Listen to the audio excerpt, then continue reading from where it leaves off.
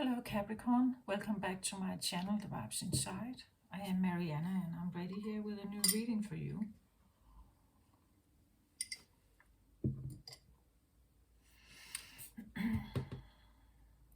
I've pre-shuffled the cards for you. Aquarius, Aquarius. Well, maybe you are dealing with some kind of Aquarius energy. You are Capricorn, so I'm reading for Capricorn. I want to say my intention for this reading is, for this round of reading all together, is actually like the lighter life, the easier life,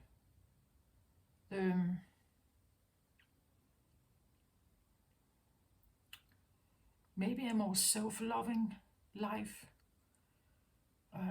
I heard when I was pre-shuffling a rounder life. A life that feels, like more round instead of very sharp maybe, or with edges. Round could suggest that you have cut off the edges, right? That I heard rebaptizing also while I was reshuffling. It could be something about, prejudice that having them, but it actually lightens your load if you didn't.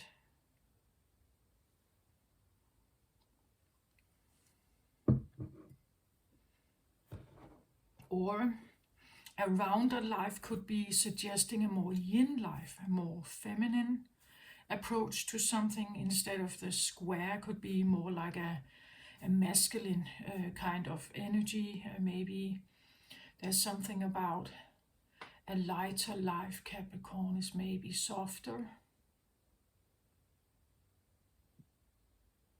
not so edgy, not so sharp edges.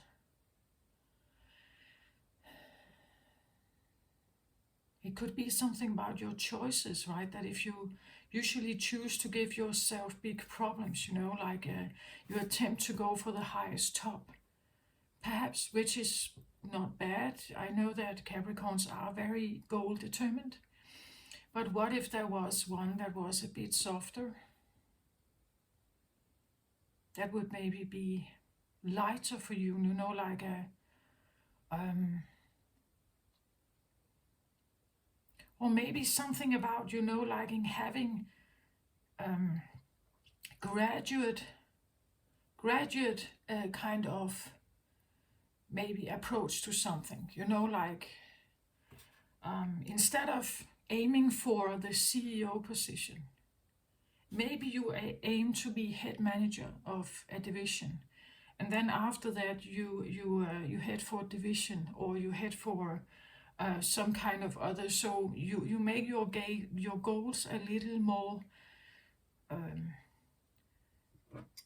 relatable maybe, but also attemptable. Is that even a word?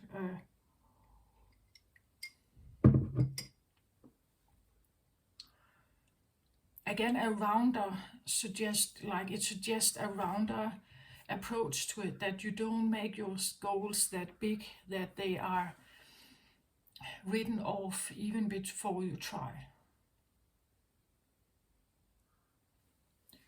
So if this is in regards to a relationship, for instance, there could be something about like the goals that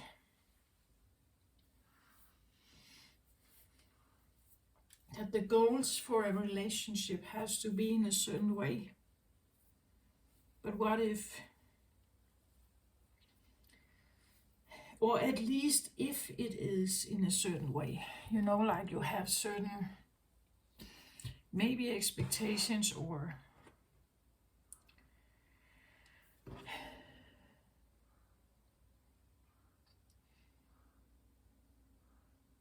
maybe desires, expectations that it could help you, right? Like it could ease in your load of life if you were they were a bit rounder, right? That you could cut off some sharp edges here. It could be maybe, you know, your behavioral style, your speech.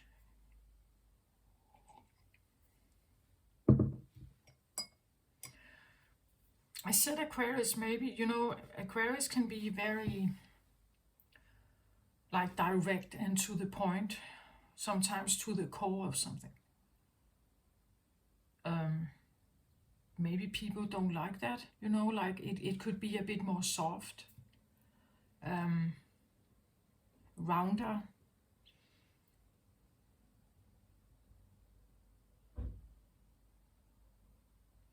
I had something about rebaptizing also coming through. There was something about like this idea of the square, the square and the round is also maybe towards yourself.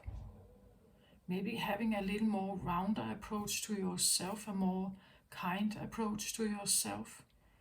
This rebaptizing thing, I'm quite interesting about this card actually, because it's like,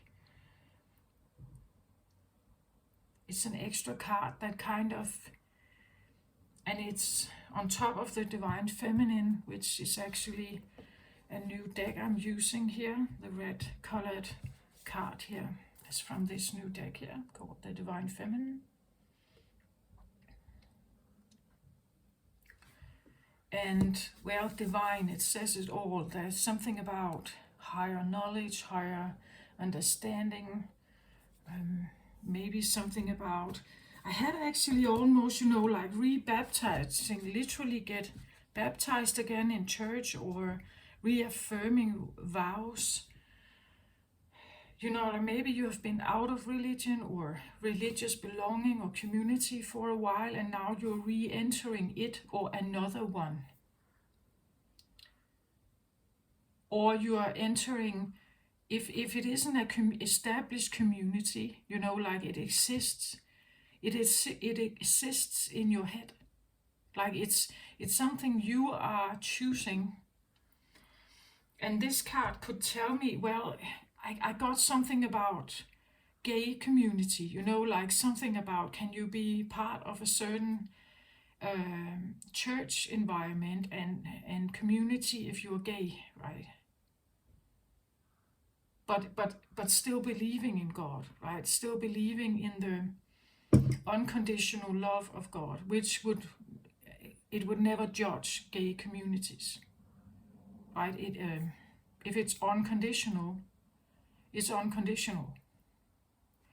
But that is not always how it's interpreted in church.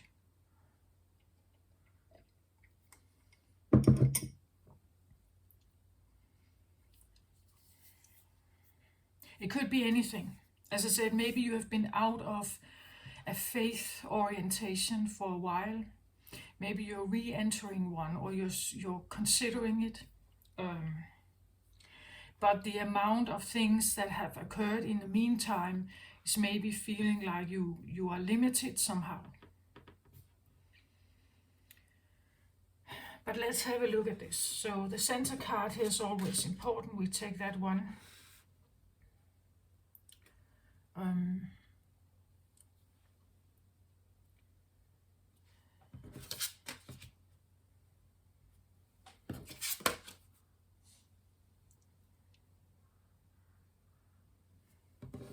So I'm opening all cards off.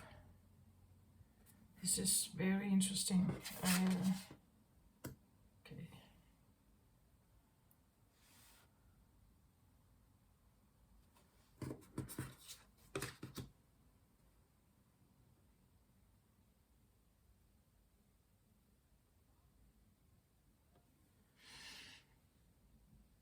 So okay, I have in the center card here it says new beginning. It's purple, meaning that it has to do with your mind, your crown chakra. Could be a sense of, well, guidance, right? It's a guidance. In the card we see, I don't know if you can see it, but there is a big angel. And down here, there are some mountains here in the background. And down here we have a family.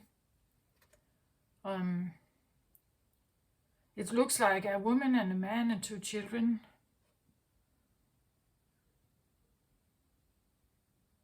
But they are kind of shadowy here. They are black, right? You can only see like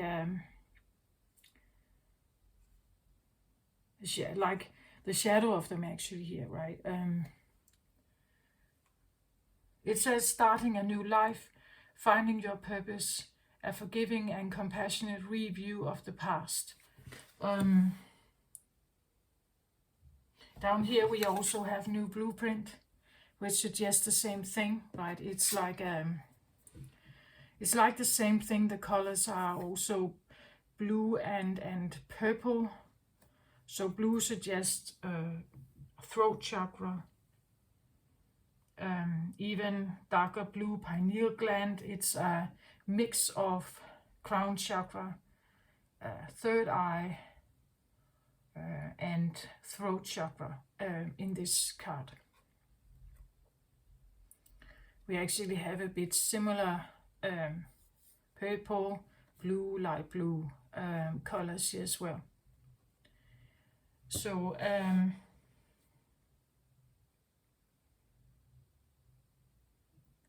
I can't overlook the fact that it's like something wants to come through from the cosmic realm here. Again, like this big face here is kind of suggesting that it's revealing itself or somehow becoming stronger.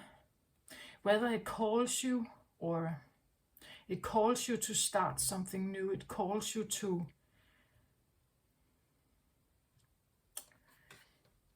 again, as I said something about this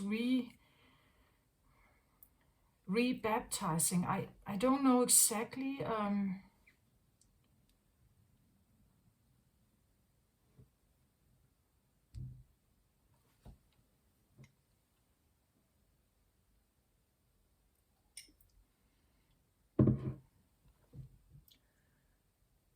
Yeah, well, I'm not suggesting that this is religion, but it's something.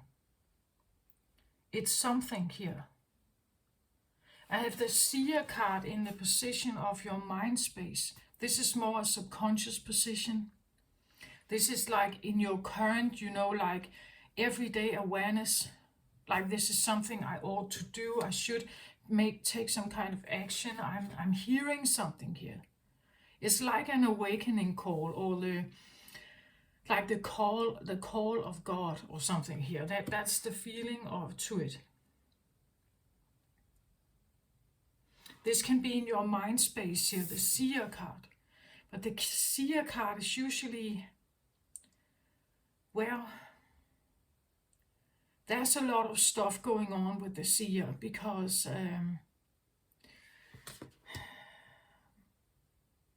the story of seers,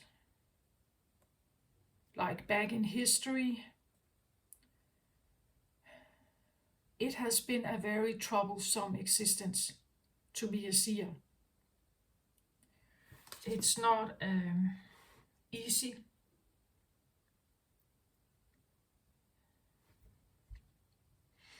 A seer can be a great clairvoyant, right? But actually, I believe that the seer abilities are sometimes called more of a curse because they see everything, right? They don't just get to see the good stuff, the happy, jolly stuff. They see everything and they feel it. It's like a package. It comes with not just pictures. It also comes with feelings and everything.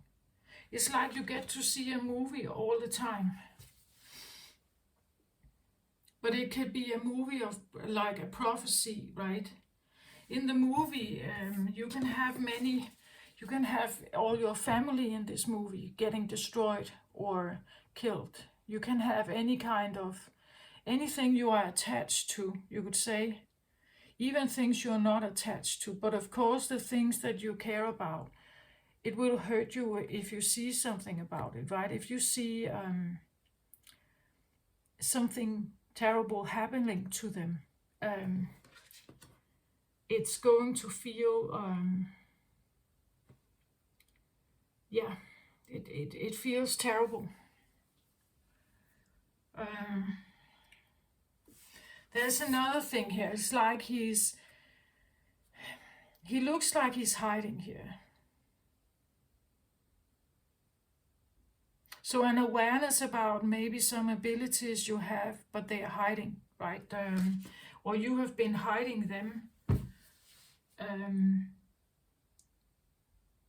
He looks a bit like an Indian here, but he is in the bushes hiding, right?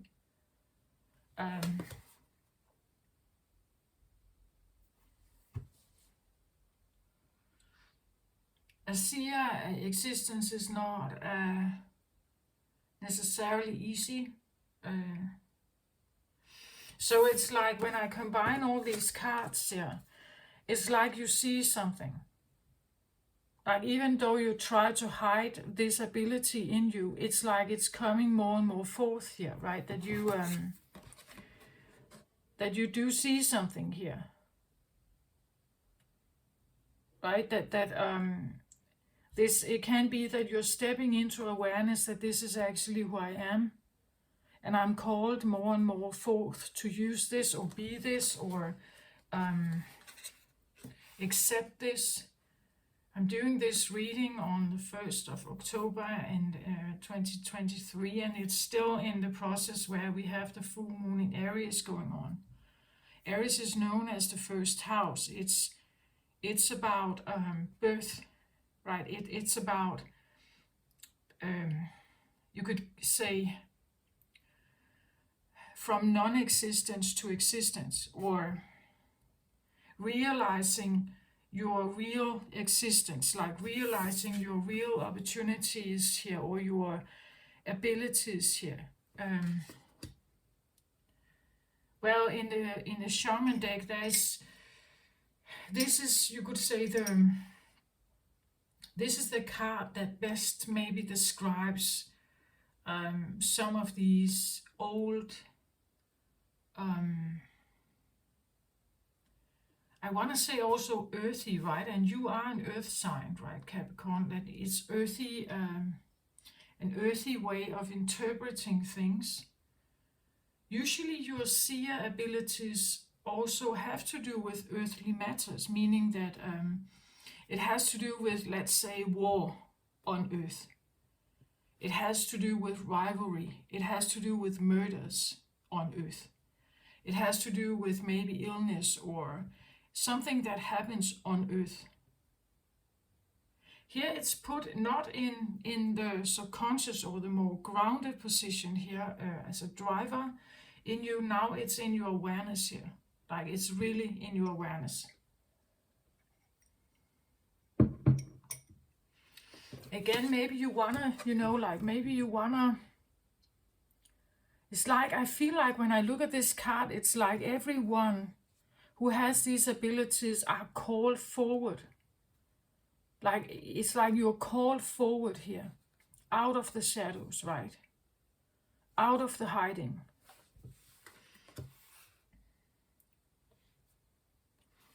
Out of the mountains, like the cave mountains, or the caves in the mountains where you may have been hiding here.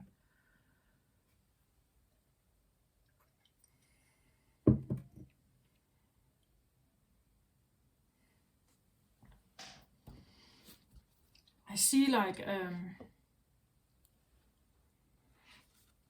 the seer is usually very grounded and very in tune with the earth and the earth vibration and everything. And I know that some seers here, they were, well, there could be a local seer in a village and people would go to them. Maybe they lived by themselves, like in the outskirts of the city. People were, like seeking their answers and their advice, but they were also afraid of them, right? Because they do see a lot of stuff here. They get to see many, maybe also secrets, right? Things that are under the surface. As I said, they see everything. It's a whole package. You can't select the image you want to see. as a seer. You get everything, the emotions, the turmoil, the loud screams, you get everything. The brutality sometimes of war perhaps, and things like that.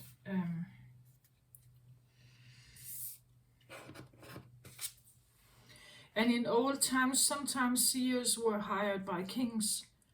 So they were living at court, like in the palace, but usually not treated well. And again, the prophecies had to be right. The king had to trust it. And if you came up with something that wasn't trustworthy, it was a problem, right? You could be hanged or punished for your mistake here. The seer represents the capacity to reach beyond the obvious detail of life into the hidden realms where information are available to those with the discernment to perceive it. This symbol represents psychic perception, intuition, and the capacity to know something without prior exposure. The seer knows truth, always seeks truth beyond all else, and sees reality as it truly is, without judgment. The seer can read between the lines and understand what is not being said. He represents the power of clarity and being able to recognize patterns.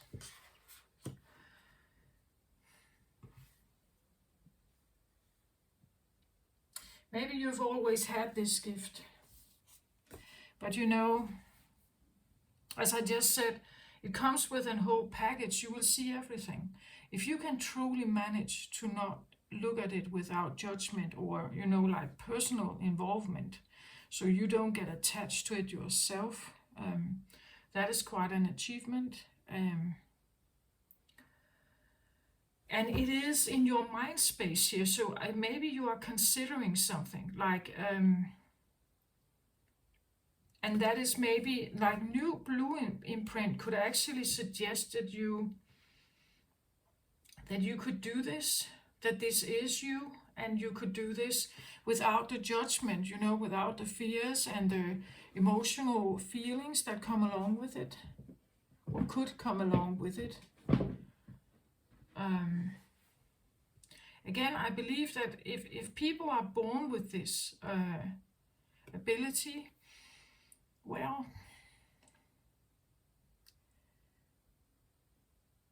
to yield it, right? To actually yield it is, like most other things, take a bit of practice, right?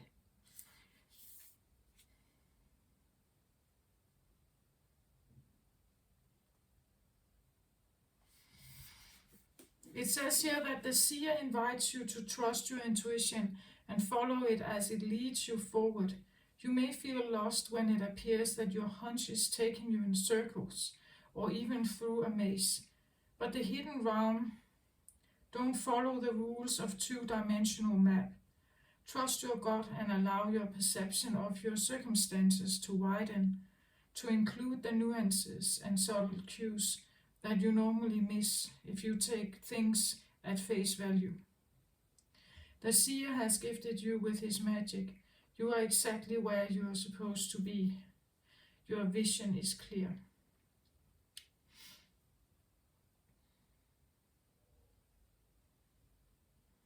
It says here also as the medicine, or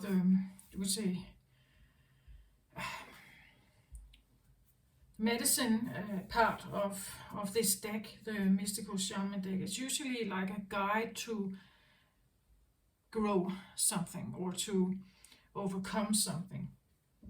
The seer has arrived now to challenge you to get out of denial and begin telling yourself the truth about your situation. Wishful thinking will not make what you desire happen when you are confusing to see things as they are. The truth may hurt, but it will set you free to claim the bounty that is waiting for you to notice it. This is a moment of true power. The seer offers you his medicine. When you are ready, surrender your vision to spirit and ask to be shown the truth, no matter the price. Once you do so, your eyes will open and you will receive a powerful gift. Yeah, surrender your vision to spirit.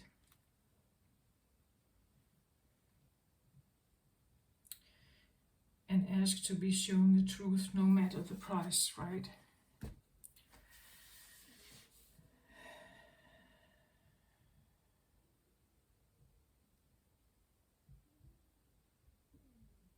So if you do this, if you come forth here before God, and somehow this idea with the family, I get almost like ancestors holding hand here, like you are,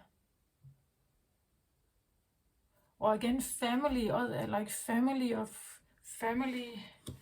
of other seers, you know, things like that, like you are family with, and there have been others before you. Many have walked this path like you.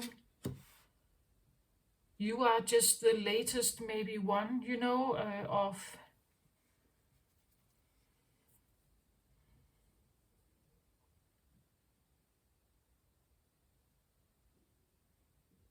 yeah, you could be the latest one, right? The current one, right? The current one.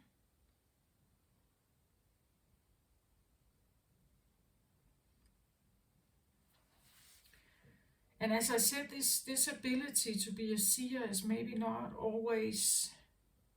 I feel like if you have no guidance, like if nobody is guiding you, is seeing that you are actually experiencing the world in a certain way, you have a very special kind of intuition,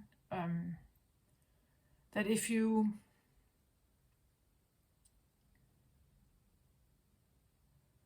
look at it as like a curse, you know, like it's something that actually it makes life hard for you, or again, maybe it has taken you in circles, you didn't know how to trust it. Maybe that's why I said it has been in hiding. Maybe you hid it, right? Maybe you chose not to believe in it. But somehow I get the feeling it's almost like something is calling it forth here. It's calling you to step forward here somehow. Or to trust it, right? To trust it.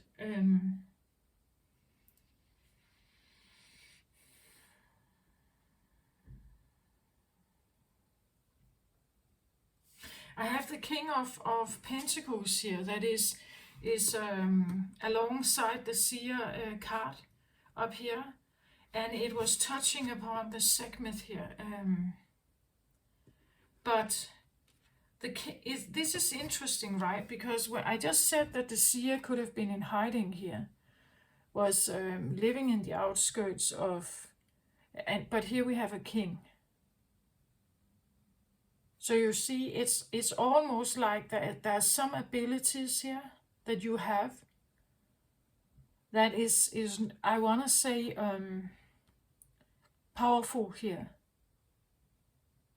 That a certain element here, well, this is a pentacle earthy element, where you have like really very special skills here, or you, again, I said that seers in the past were serving kings sometimes. Maybe this is a particular king here that you have been in, you know, like some kind of dynamic with.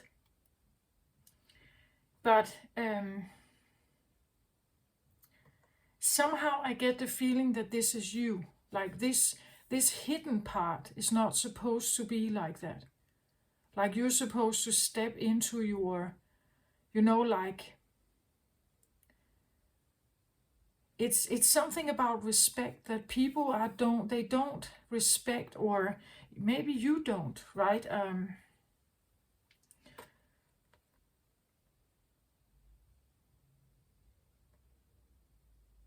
That this that may feel like a curse can actually make your life much, much better if you are embracing it, trusting it. Or as the book said, right, that you surrender it to, you surrender your knowledge to God, and then you see what happens.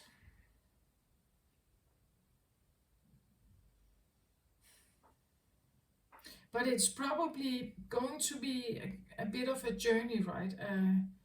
On both sides of the new beginning here, I have Angel of Strength.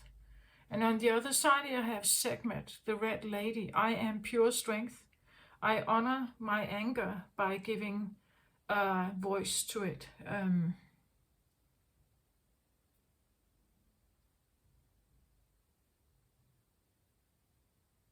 So we have two strength cards here surrounding this new beginning here.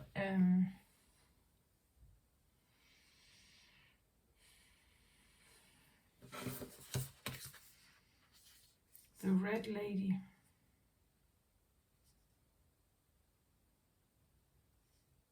I am pure strength. I honor my anger by giving voice to it.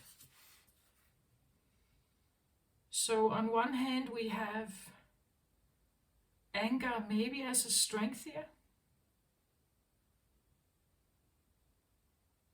On the other hand here we have strength.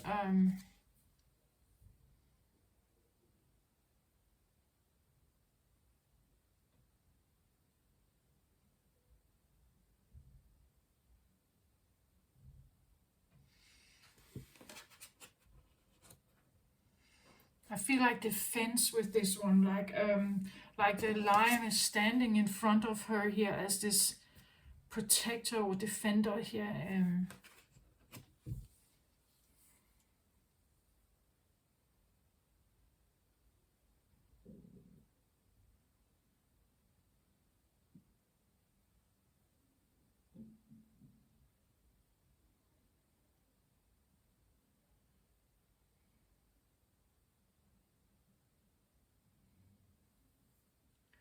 Well,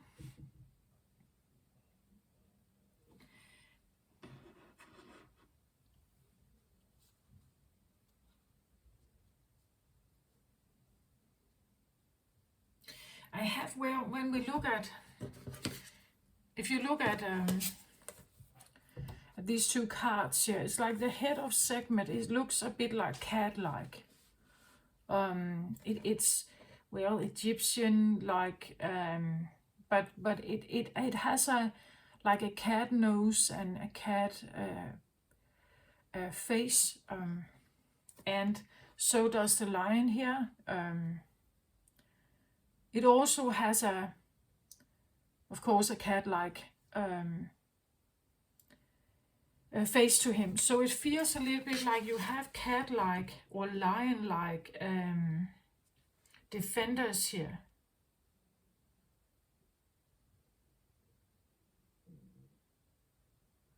Or protection or something around you that you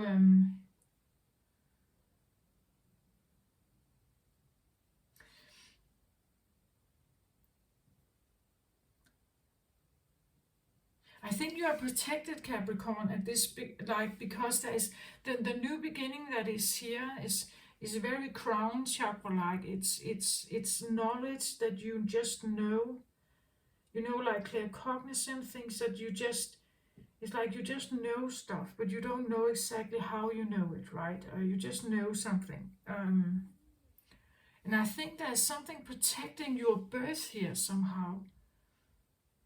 Like you're probably birthing, you could say, like yourself here, right? It's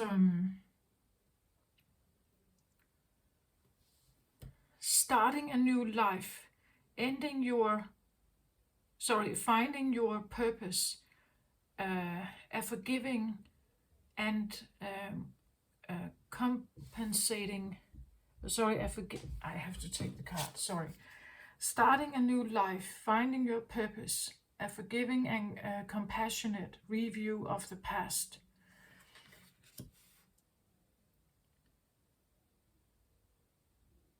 I still get the feeling of like honoring those before you, honoring maybe ancestors. And then this idea of maybe becoming more and more aligned with the fact that maybe you do know something, maybe you do see something.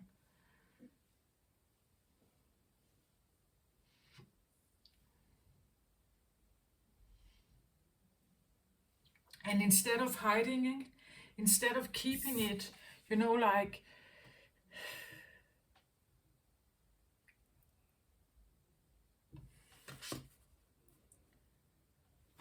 keeping it small or, hidden, or you're not saying much about it, you just know stuff, right?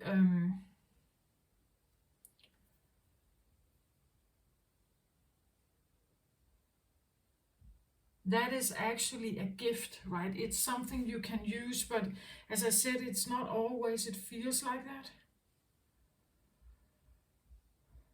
Especially if you have a hard time shutting it off, right?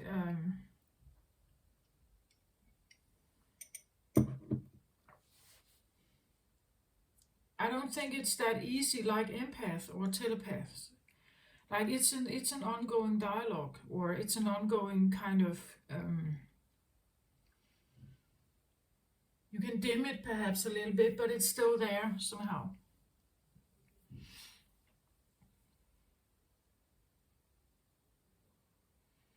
So I feel like this new beginning, this card was actually laying a bit like this, right? That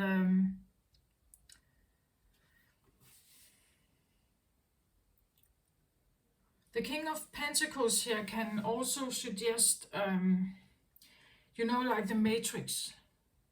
The Matrix existing on Earth.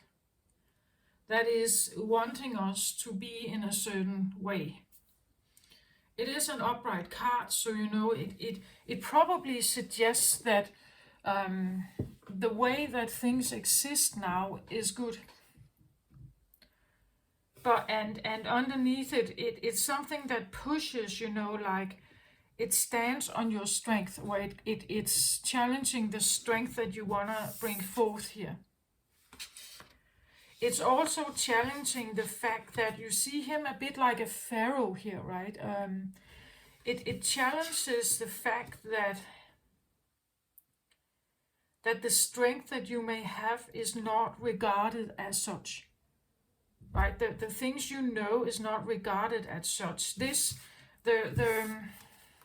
tune of the Matrix that is worshipping, you could say, stuff, that worships earthy success and earthy powers and stuff and matter and material wealth and stuff like that, doesn't see any value in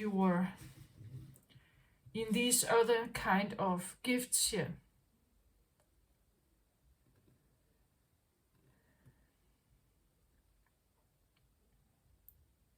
So, like feeling the pressure of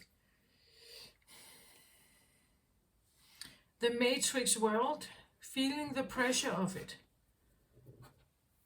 And also that if I should choose to follow this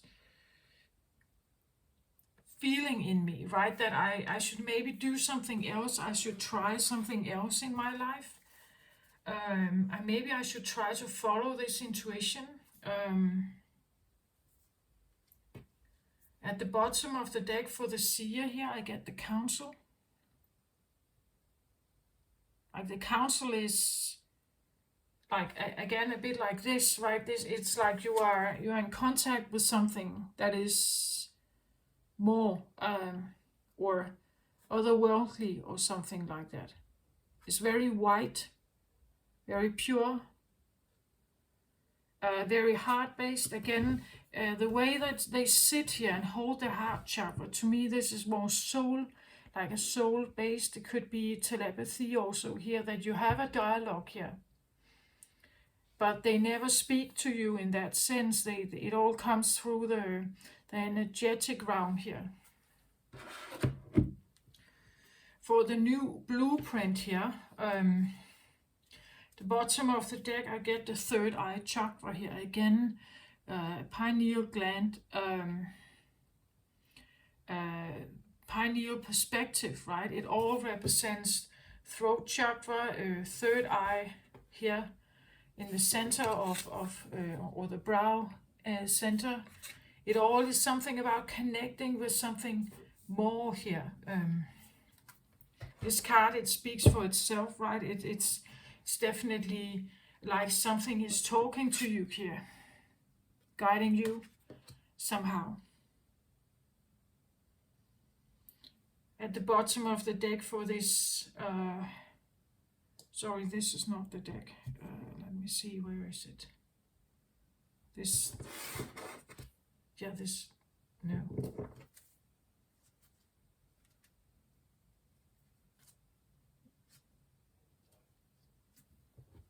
Where is it?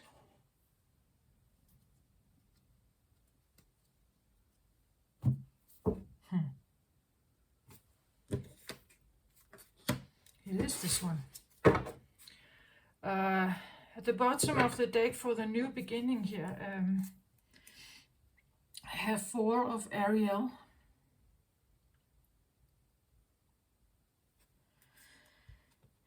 When you give, you also receive, being resistant to change and extremes in how you save and spend money.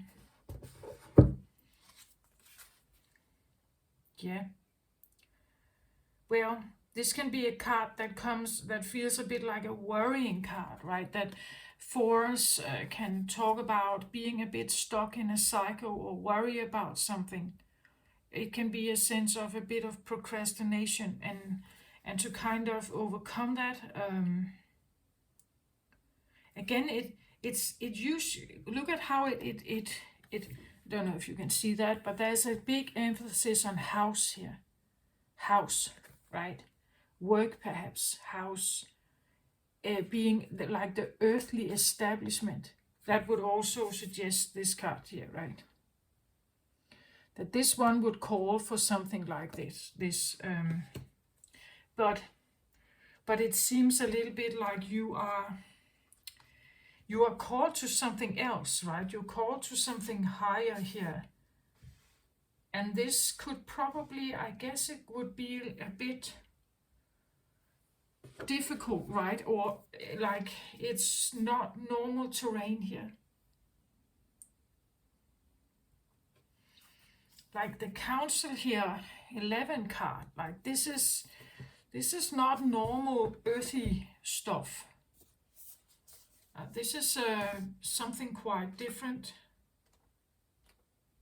It's something about establishing yourself, and maybe that's also, like why you have been hiding, right? It's because whatever you're talking to here, whatever your seer abilities are talking to here, this is not earthy. Like it's not earthy. It says here that the councils are the human beings who hold the collective wisdom of humanity. They are the ones before whom you will do your life review when you cross into the world of spirit. A life review is when we place our good and bad deeds in the divine scale and attempt to explain why we did not love or forgive or dare as greatly as we might have. Know that their wisdom is available to you at all times when you live in a state of yes, in an unconditional relationship with life. They remind you of your place around a sacred fire, which has been reserved for you since the beginning of time. You will claim it when you own your inner wisdom. The council has a message for you. Listen to your inner senses. The handwriting is already on the wall, so look about you and you will discern its meaning. Do not wait for further signs. Embark on the journey to love deeply, forgive sincerely, and dare greatly. Take the leap without requiring life to assure you of success. You are never alone. Turn to the counsel to find the guidance you seek and listen to the voice that arises spontaneously. Turn a deaf ear to that nagging voice from your ego that tells you that you are not up for the task before you. Create a spiritual feast for the counsel. Invite them to your altar every time you meditate or pray. Okay, so it seems like whatever is going on here, it's like this counsel here feels like a supportive energy that wants you to choose to listen to your inner senses, your inner abilities. And I also feel like come out of hiding, like honor your ancestors, honor those before you. Know that you are walking this earth in a special way, that you are always loved, that you are always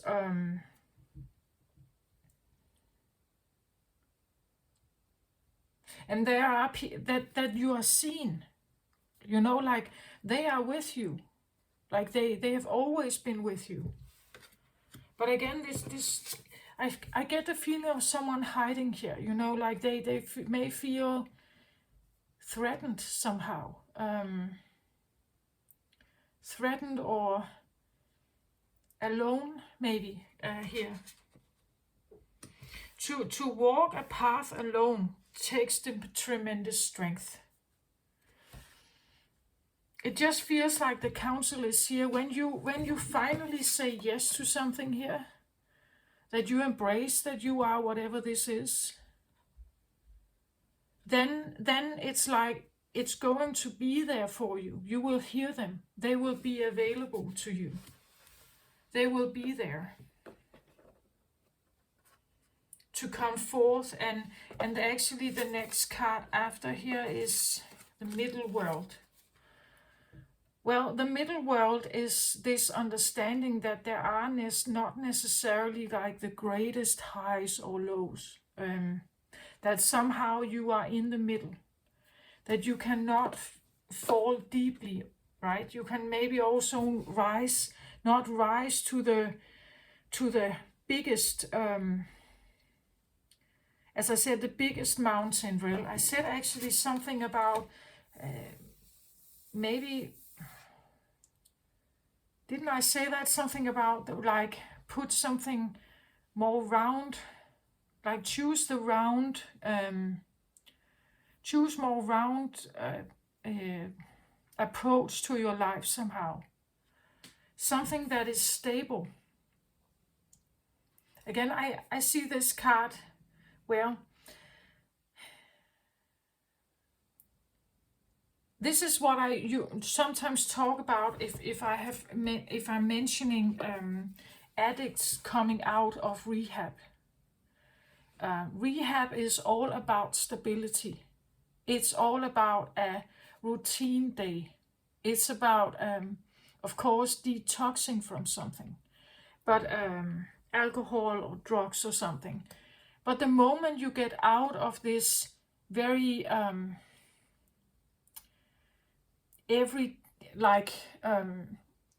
you could say orderly or disciplined life, it can seem like a boring life for some, for those who have been seekers of highs and lows. So high highs and low lows. When we have a life of high highs and low lows, we have a lot of like emotional turmoil that goes up and down like this. And it never really ends. It's like a continuous process, right? We get high on, love perhaps, or a drug or something. And then we get low into depression. And to get out of depression, we seek something that can get us up again.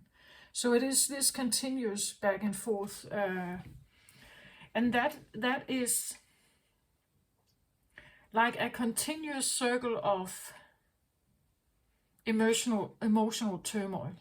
Here, this card talks more about, you could say, a more stable, Like they are not the highest highs, they're also not the lowest lows. You will stay more inside. You are invited, right?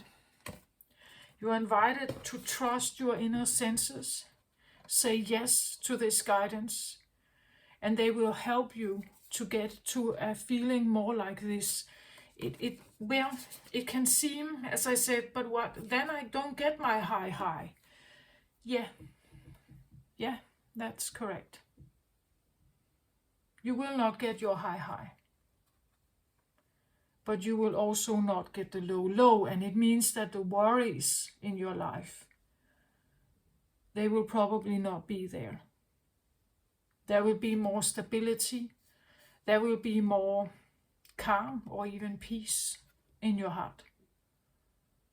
Because it's like your heart is protected, right? That's what I feel like. It's like your heart is, when you tune into this, it's like you see, like the card here is almost suggesting that that the process is overlooked, and there is this protection around you that protects you from, well, it protects you from like dryness and thunder, and it protects you from some of this.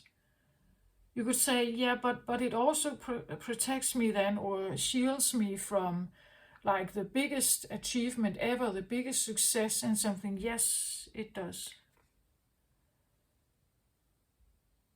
It will keep you in a very balanced life.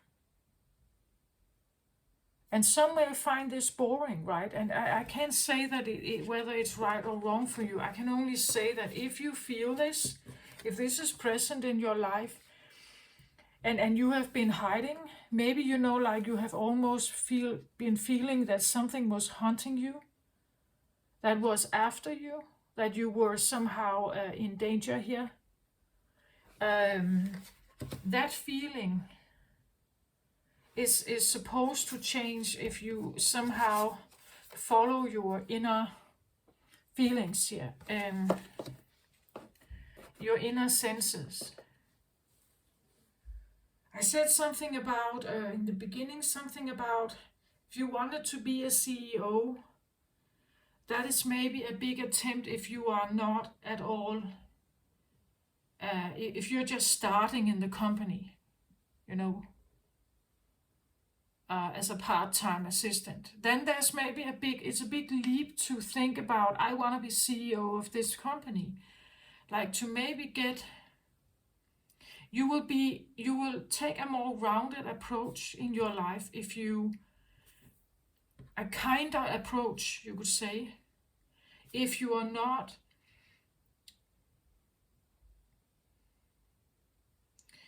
focusing necessarily on that kind of outcome. And you're treating yourself with a little more kindness while you are moving towards something.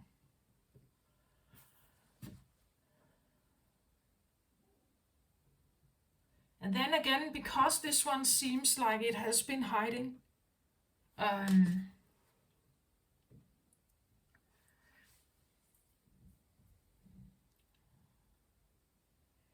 it could even be, that one of the reasons why success is maybe not coming or something like that, it could be, and the worries here about maybe finances or something is present because do you really want it? Like, do you really want that?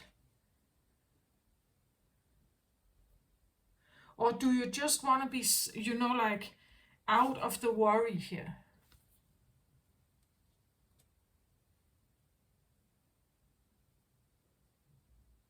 Again, usually this one it can represent, as I said, the matrix, but also what the matrix dictates as success.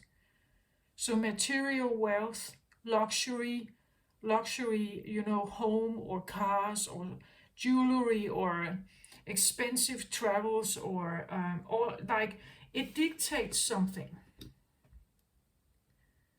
but maybe it's not what you want, right? Maybe it's, well, maybe you do, you want to get out of maybe the feeling of worry here.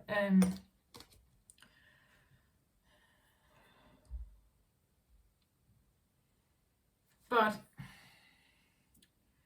at the same time, this can also suggest that actually you do want to be better at. This could suggest that the seer is an expression of extremes in way how you spend or save your money, right? That you don't have discipline here, but you have other abilities, right? Maybe you realize that you don't have that discipline, that the way you normally wanna, and to have a new beginning, like to have a new beginning here, being more organized, becoming this king, like to become this king and not being this, like,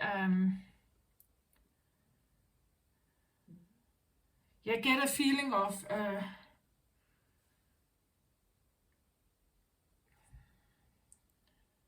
because they have this element to them of feeling like they are haunted, right?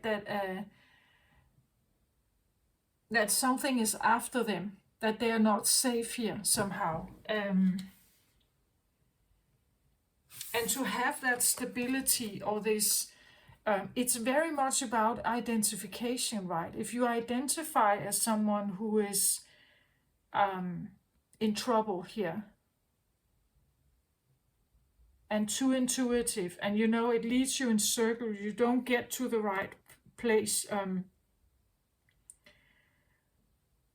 Starting identifying more than this, more like this, will help you get out of money problems. But the point is that you can start, like seeing them as an idol. Seeing a CEO as an idol. It doesn't get you out of trouble. Becoming it, like being a vibrational match to it, is the way you become this.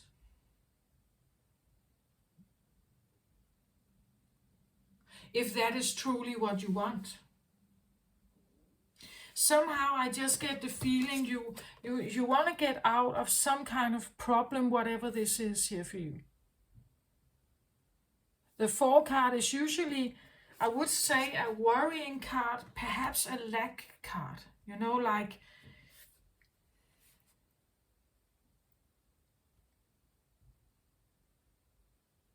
not feeling good enough, not believing in yourself, not trusting that what you have and can do is something that is worth something.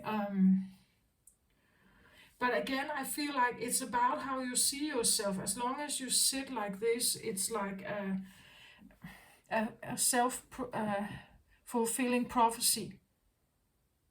Like starting to see yourself as powerful. Starting to see yourself as worthy, as capable, as chosen, and not just, like, this could be an idol of yours that you look up to, but it should be a bit like actually embodying that feeling. Embody that feeling that you have what it takes to be successful, whatever that means for you here. It probably means that you can pay your bills better, perhaps, or you can get, maybe you're interested in a special house here, or a certain lifestyle. But it means that you have to, you would say, let this one become, like leave the cave in the mountains and actually show up, right? Believing that you have the worth, that this is, that what you can do has worth, and people would like, it will get you to this state if you follow it. But again, I don't think I said something about the matrix in the beginning, and the matrix would actually go against this, so this King of Pentacles, if this is you here, I said it can represent the matrix, the very earthy matrix of what success is when you are successful.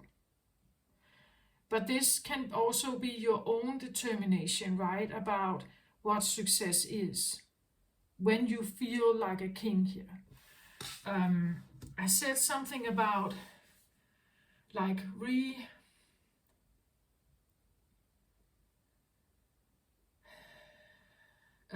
what was that?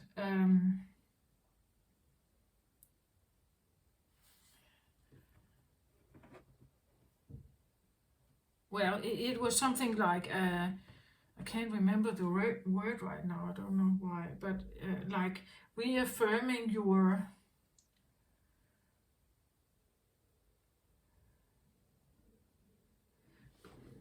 I said something about like a belief system. If you had been part of a church or something once and you left it and then wanting to re-enter it again, then you are baptized, right? The feeling of re-baptizing yourself in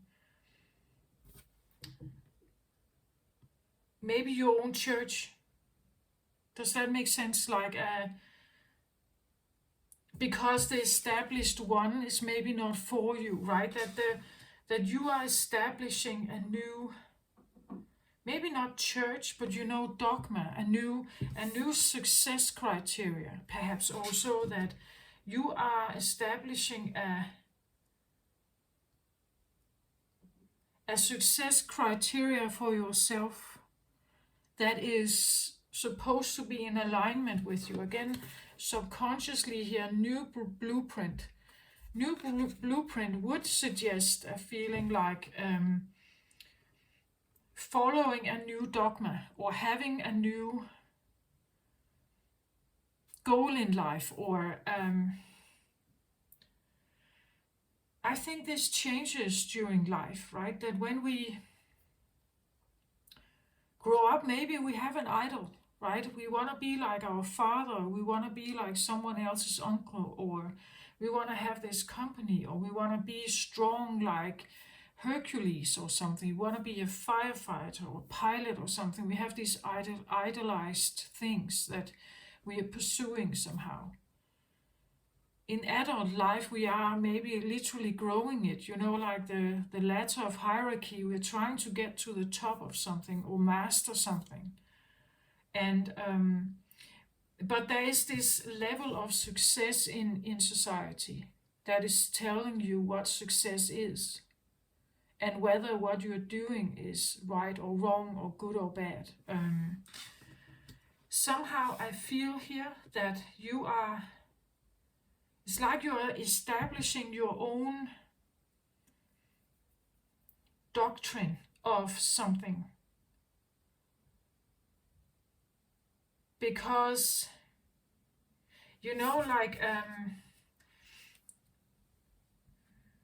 what's that called? If you compare yourself constantly with something that is in the matrix, it's like it's not working for you, right? Or there's something else here that is maybe prohibiting you, right? They're like, these are the feelings and information that come here may not align, like with the business contract that your boss is asking you to close. Does that make sense? Like, it's almost like seeing beyond the business contract or the intentions behind something. And it's like you're deciding that you want something new here. That success for you, like being a King of Pentacles here for you, is needing maybe a rounder shape, or it needs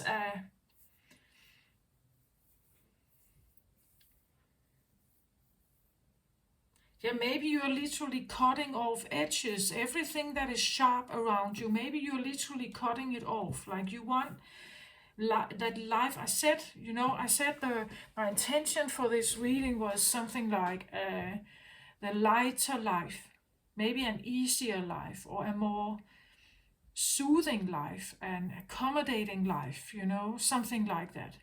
Because I do think there's money here. I do think there's something about work here as well. And you're very work oriented, right? Very grounded, very work oriented. But it's just like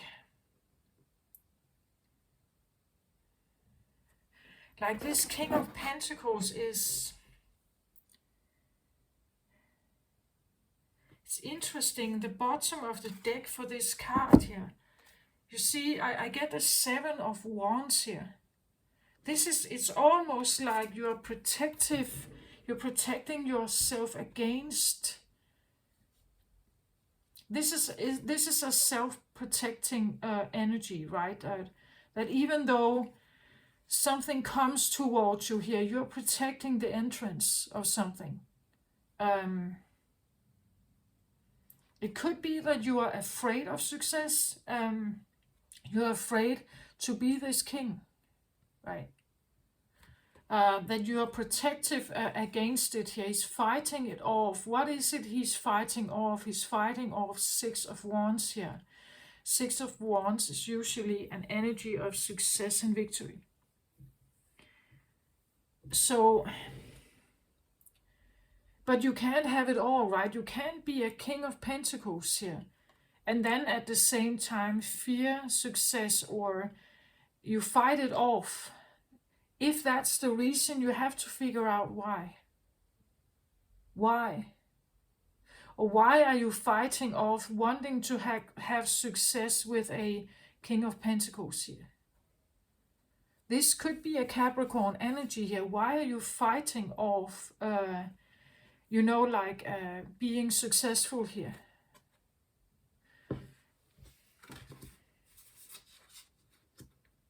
It could be something about the way, like the way you become successful. Like the way, the things you must master or be able to do or look, becoming a king here is, when you become a manager here, people look at you, right? They will look at your management style. People will look up for you. You could be someone's idol. You are also up for debate. People will either like you or hate you as a boss here. When you are here, you make the decisions. You are in charge. You decide. You have power. You are yielding power. Maybe you don't like that. Just ask yourself, there's a reason why these cards are here. Being a leader puts you in, the spotlight.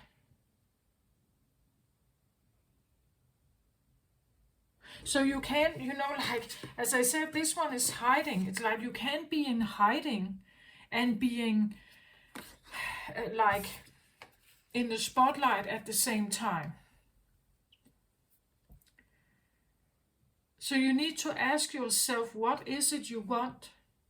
And if you are afraid, it could be that you are afraid of this. Like if I come out of hiding here, this is actually a thing that I think is going on for many light workers or many with psychic abilities, is that we fear this. We fear that people actually see us. We fear that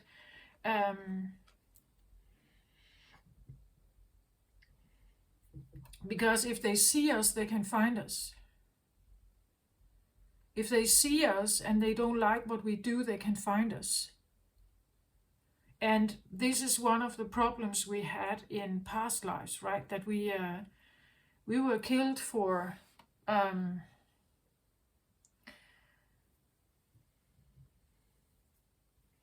we were killed when we got out of hiding. you know,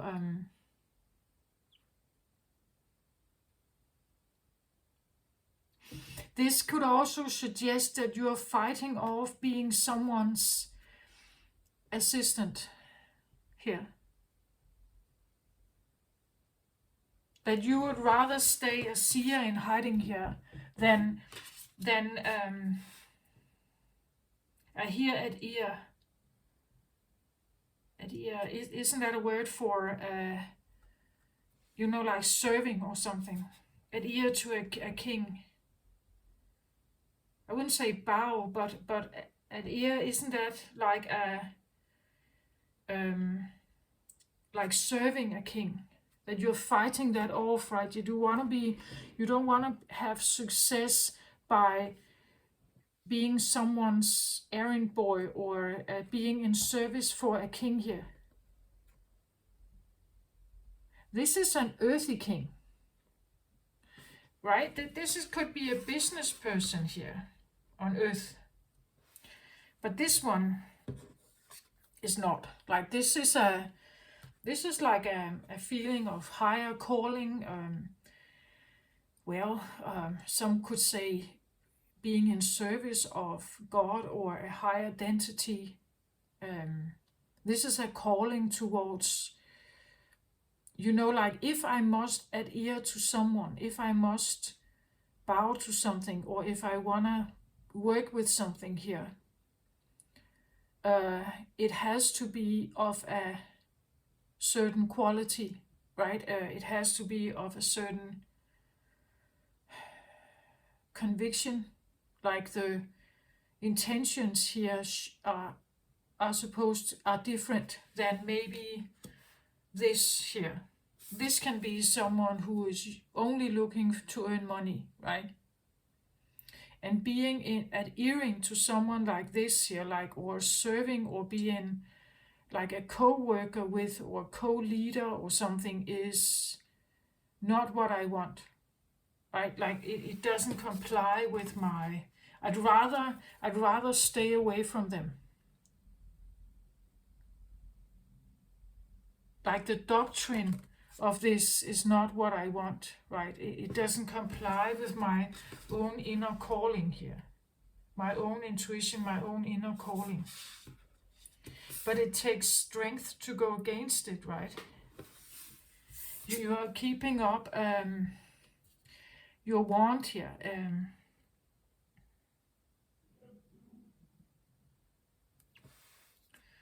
Yeah, that's what I feel like. You're keeping up your want.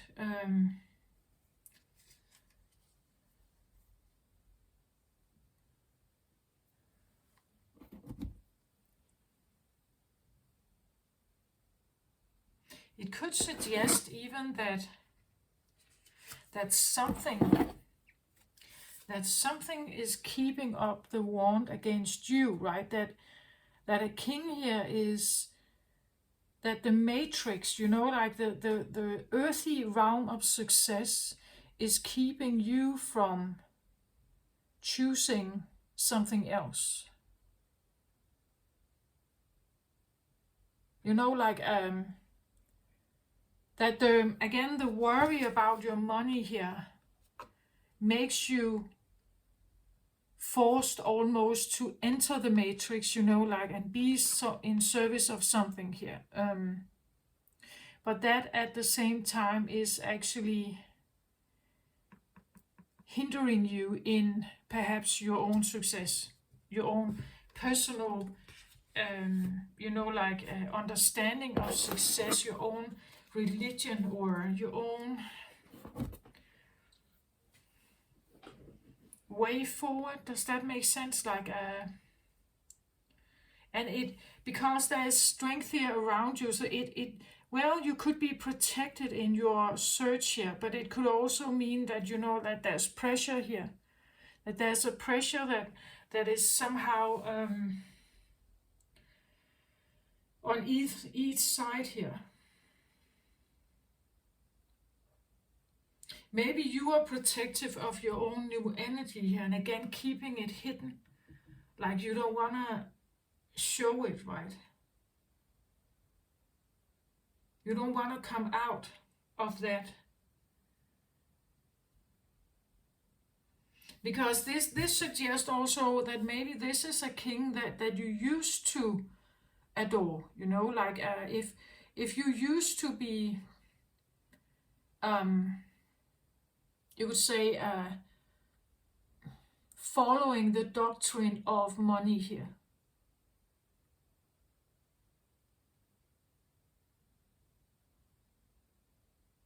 This can also suggest, like something like a work ethic that says something like, if you want something done, you have to do it yourself. You are your own. You're on your own, and if you want to get something done, you have to do it yourself, right? So it means that to have earthy quality life here, or to have a materialistic, luxurious wealth, I have to work for it, right? I have to do something for it here. And nothing is helping me. It's my own steps, my own hard work, my own sweat and tears that get me there, right? That could be what this is. That it's the only way. This could be, like I wouldn't say like a religion, but that could be what you have been thinking for a while, right? That you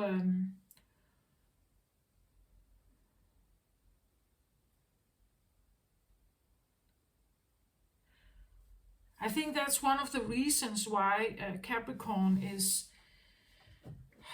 the devil card, right? That is because, of course, it's challenging in religious eyes.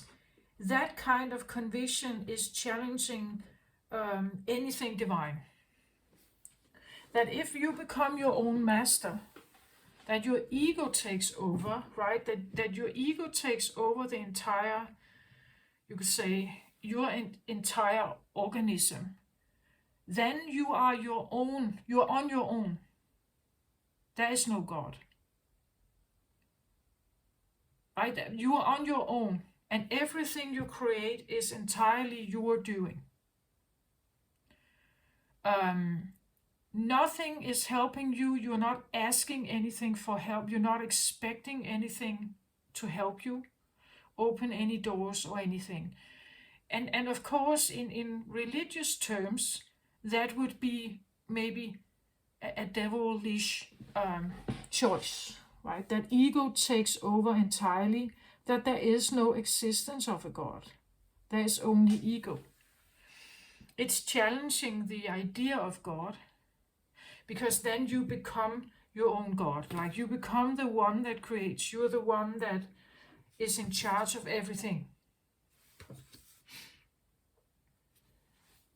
But then you will also, if you fail, right, you will feel the loss. You will feel the incompetence then. The feeling of incompetence.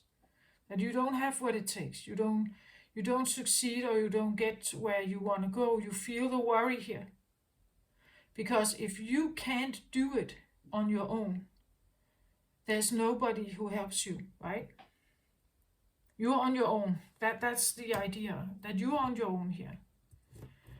And when you're on your own, there is no one, nothing you can call upon that is truly, really helping you. There's only you.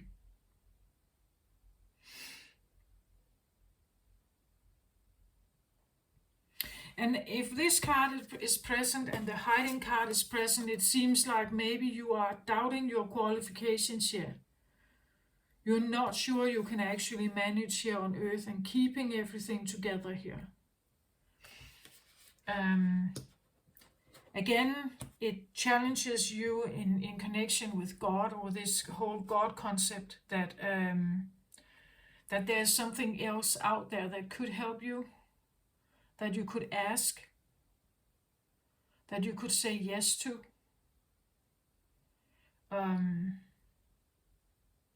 It could be that what we are seeing here is actually someone who is religious, but they are not saying it, right? because a Capricorn is a self-made man. Like a Capricorn is a self-made, that is how it is.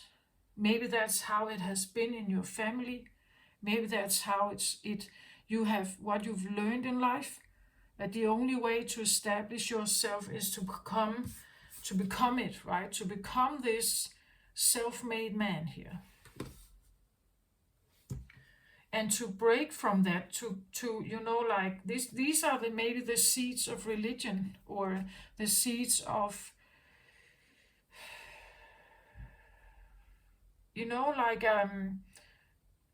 maybe the self-made man usually has a problem with church.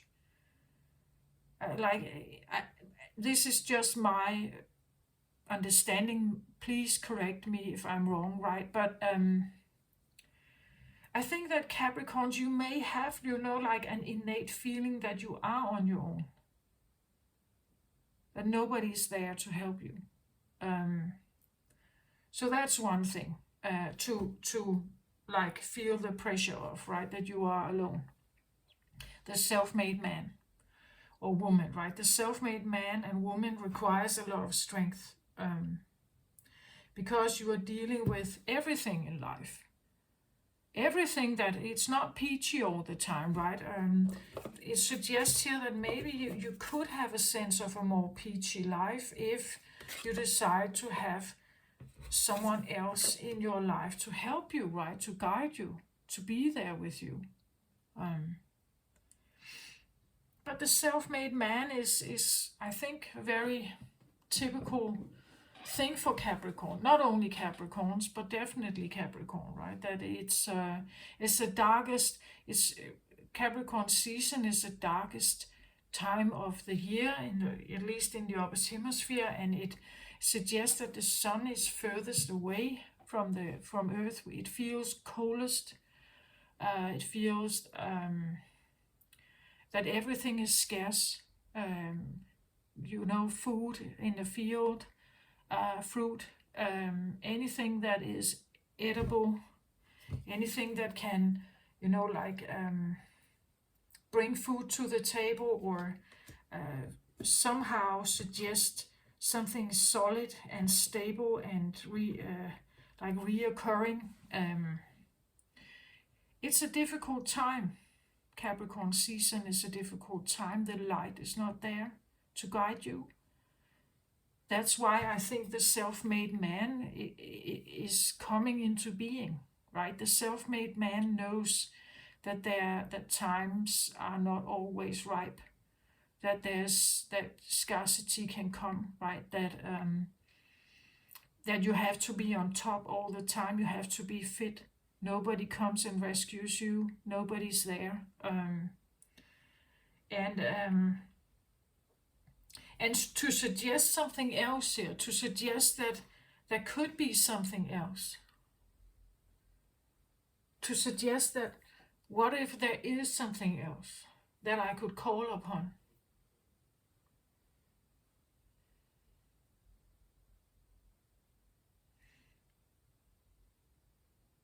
Where that could actually take you out of this feeling of being always hunted, right? Or always somehow in danger, always worrying about something here.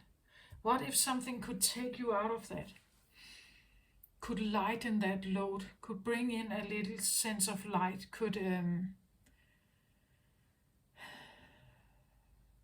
what if that was possible?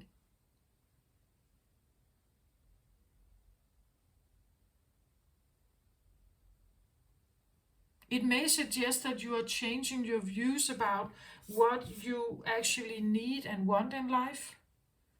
Maybe the luxury car is actually not it. Like maybe it's more this idea that life is stable. Again, this, as I said, the middle ground here, it could be this feeling that I go for the things that are more stable, where I feel stability, where the highs and lows are not there. Like 1 month I have plenty of money, We go on a like cruise journey around the world, and then 3 months later I'm totally broke. You know, this is the middle ground. This is where there is stability. Well, maybe it's not the highest high, as I said. Maybe it's not the 5-star luxury hotel, right? But it could be that it's 4 stars, right? And it could also mean that you don't have like the low, like at the end of the month you have no money. This is something about dividing your income, or dividing your, maybe choosing to share. Like if you share something, or if you are saying yes to your intuition, your divine, the part in you that knows more, that sees more, that this can be your middle ground, right? This can actually be what you can build on to suggest that you become more king-like. But then again, it depends on how you want to be king, right? What is the main problem here? What is the main problem, right? So you decide that you want to work with that one, perhaps, right? You figure out what it is, where you feel pressured, or where you feel that something is perhaps where life has been tough. Again, the self-made man is fine, I think. It doesn't work with divinity. That's a choice, but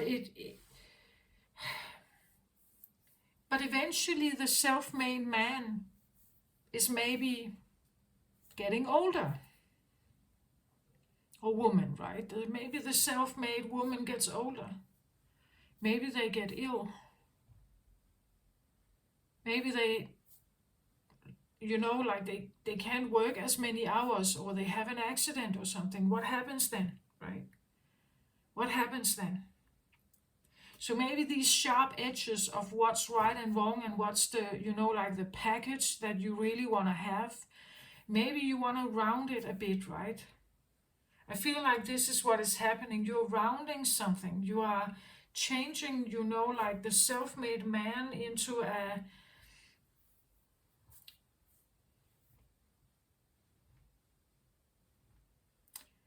well, it's not entirely self-made.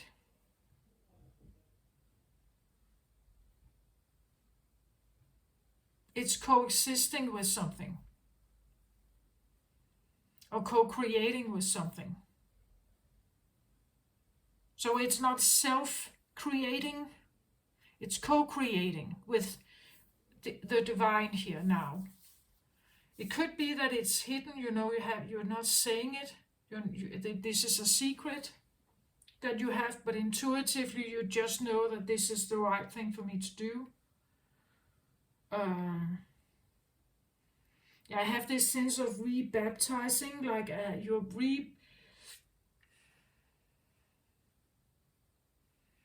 and maybe choosing to leave this self-made or self-creating ego state, right? That you're choosing to, and maybe because you've been forced to, right? That you, I don't know, as I said, that eventually a Capricorn loses their strength, right? Eventually they,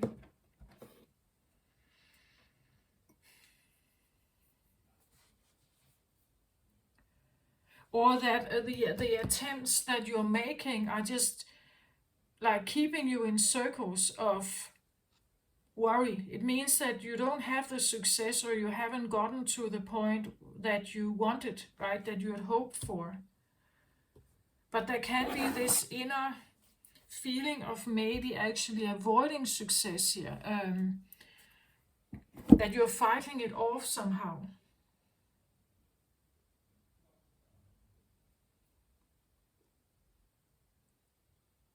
That the success you have tried to get is in maybe a business area, but actually you are this, right?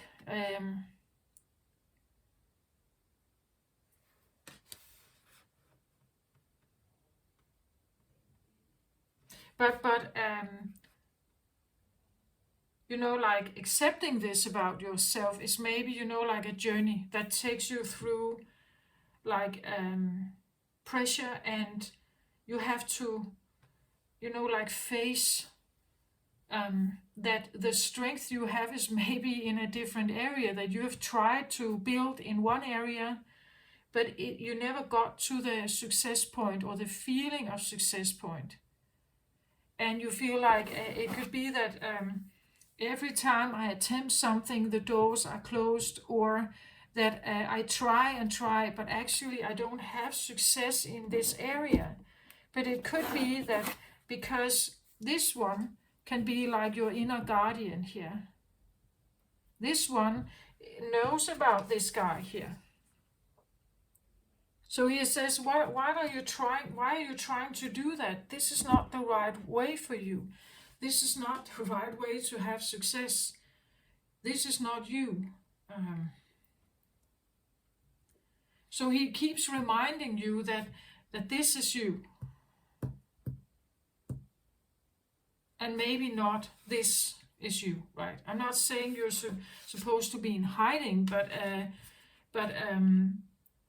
the successful CEO is maybe not, well, it can give you financial security, as we know, right? But is it going to be heartfelt? Will it give you, it probably gives you status. Maybe women will come and look for you, or men here. You will have a good pension scheme. You will get out of your financial worry. Yeah, but it will be self-made, and it will be hard work, and it will be requiring you to maintain it. But here it's like, and again, the seer here, the seer doesn't have to, you know, like learn something new. Where this one could be someone who has been going to school for a long time. You know, like to climb the ladder, to advance in a system. You know, like they have been in, like if this is a law firm, right, they had to go through all these exams and different levels of advancement, where this is more primal, it's inbuilt.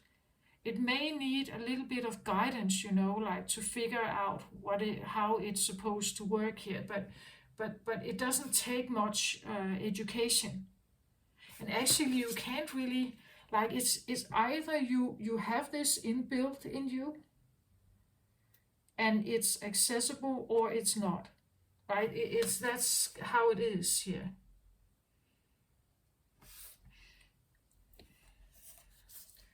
And it says, actually, I feel like it was in the book also, something about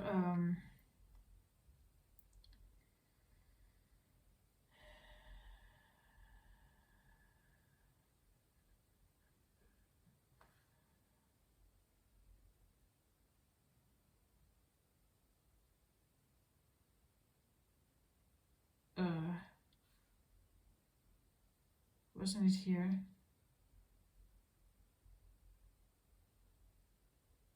There was something about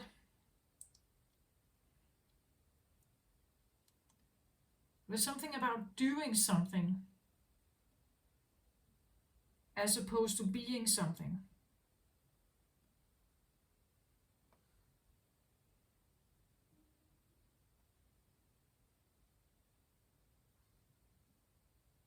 You're exactly where you're supposed to be. The seer has gifted you with his magic. Your vision is clear.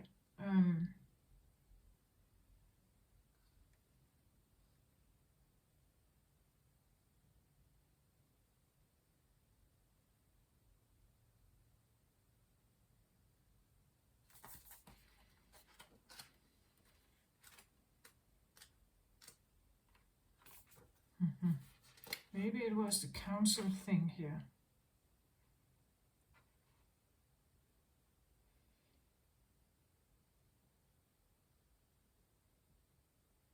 Anyway.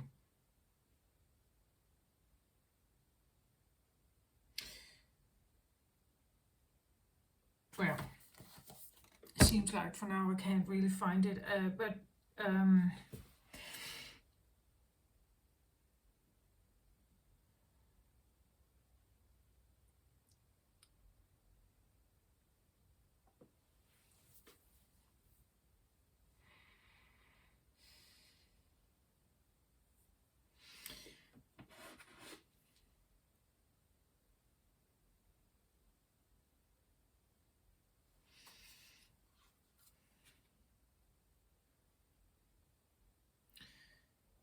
I think that what it's almost like, like if you are changing your views from being like the self-made man or woman here, this is like a total shift then that you're starting here. It probably will be difficult. It probably will take strength to do that. I honor my anger by giving voice to it, segment says here. Maybe you do feel anger, right? Again, I feel like the seer is this being that has enormous power to see beyond the lines and identify lies, and like it can uncover a lot. If it speaks, it uncovers a lot. Or like it suddenly it puts like a spotlight on something. Maybe that's the problem here, that you see something but you're not saying it. Like, and to say it suddenly puts spotlight on you because you're the messenger. Then you will be the messenger of something because you see it, hear it, feel it, or whatever.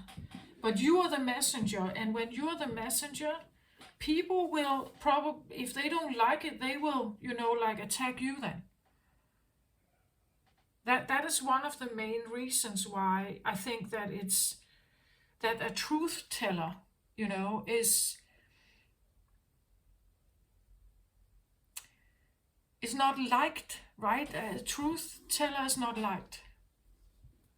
A truth teller is speaking truth, but those around you, or him or her, may not like it.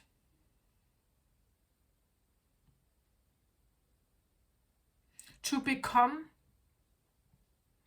a full-blown truth teller here and stand in that power, maybe, if that's what it talks about here, and owning it, right?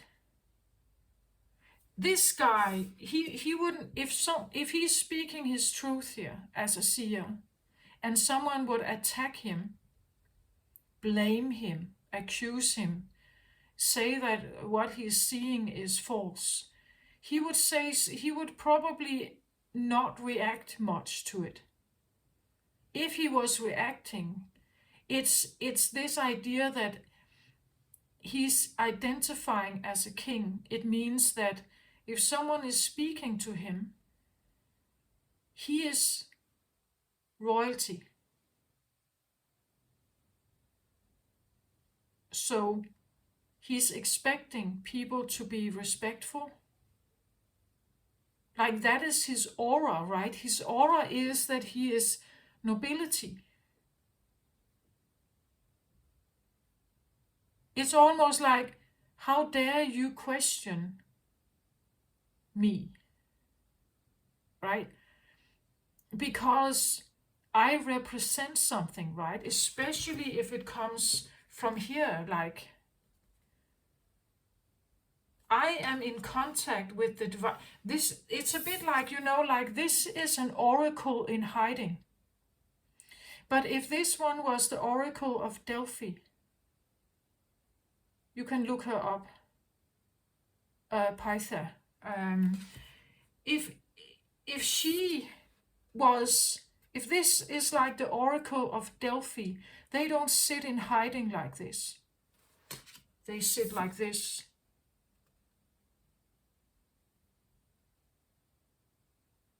It means that there was respect. It was glorified. It was many, many gifts and gold and,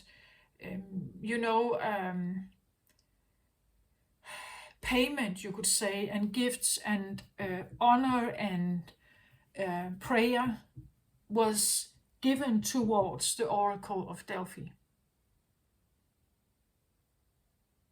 That's how she was viewed in society. She was important. This is someone of importance. This is someone of status and like trust, you could say. He's protected also, like he has, like his knights and his castle and everything. He's taken care of. He has what he needs, of course. But you see, it's like,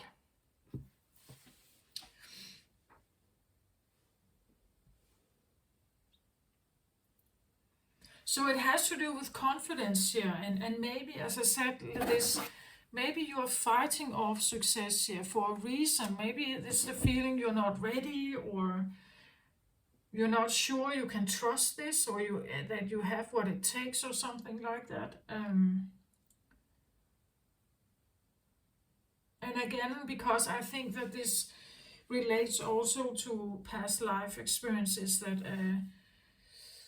that many light workers and healers and shamans and all this area, esoteric area, that many people there are hiding still, because well, it was not necessarily safe to have this. Like it's and it's not very grounded. It's esoteric. It doesn't fit with the matrix, right? The grounded matrix of 9 to 5 hamster wheel jobs. It doesn't fit with that. So to break out takes a lot of strength. And again, look at him. He's a pharaoh here, right? It's something about, I feel like, that the anger is supposed to take you from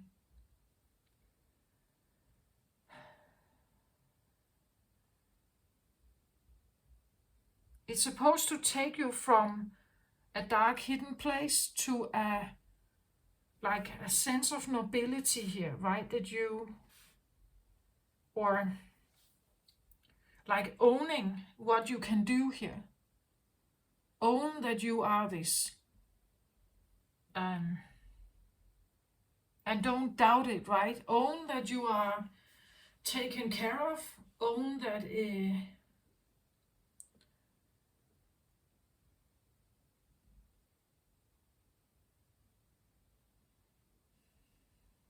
it's almost like, shift your makeup here to something of a pharaoh. Instead of your feathers here and more, like earthy hiding or camouflage here, you take on that pharaoh crown or something. You wear this with, I wouldn't say, I don't know, pride, but you wear this with honor, right?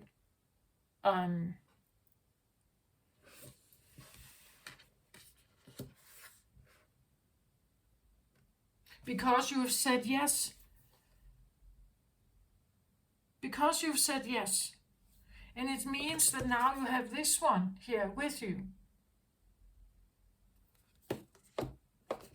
And it's attempting to get you to a place like this. I said the lighter life, the easier life, maybe a rounder life,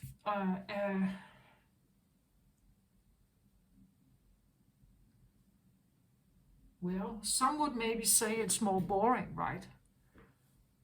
That when we fight for something, it becomes more intense. It becomes like if I'm not fighting for it, it doesn't feel, it's almost like I have to fight for it. I have to fight for the things that I get. Otherwise, it's not self-made, or I'm not a real Capricorn, right? Like a Capricorn is a warrior. That's just how it is. It takes skill to like get things done and survive in the darkness and cold time of winter. It takes a certain skill. It takes a certain roughness also. It takes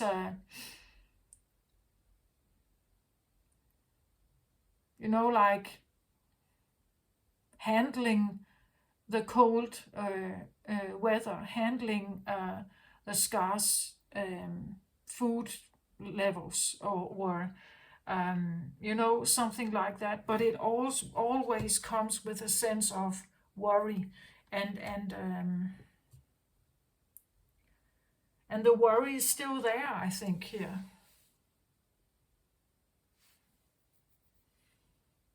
But the counsel here, like the guidance that is around you here, that is present here, and you feel it, I think, like in perhaps your throat chakra, your pineal gland, that something is happening here.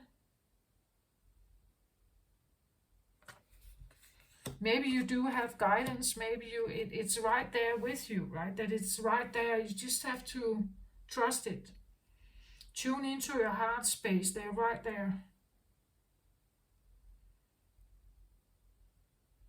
So from the self-made man to now a co-creation here is different.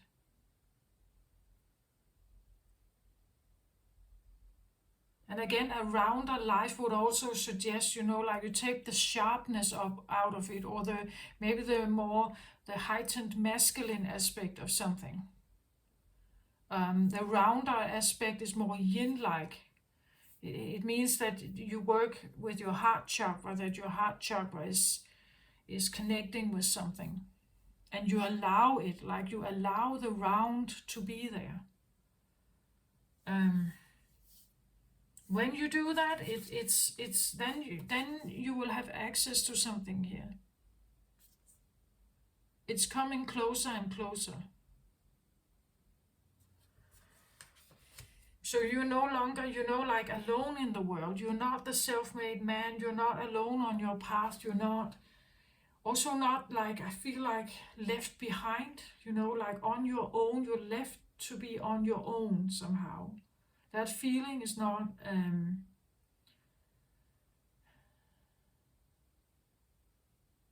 like that is not how it is when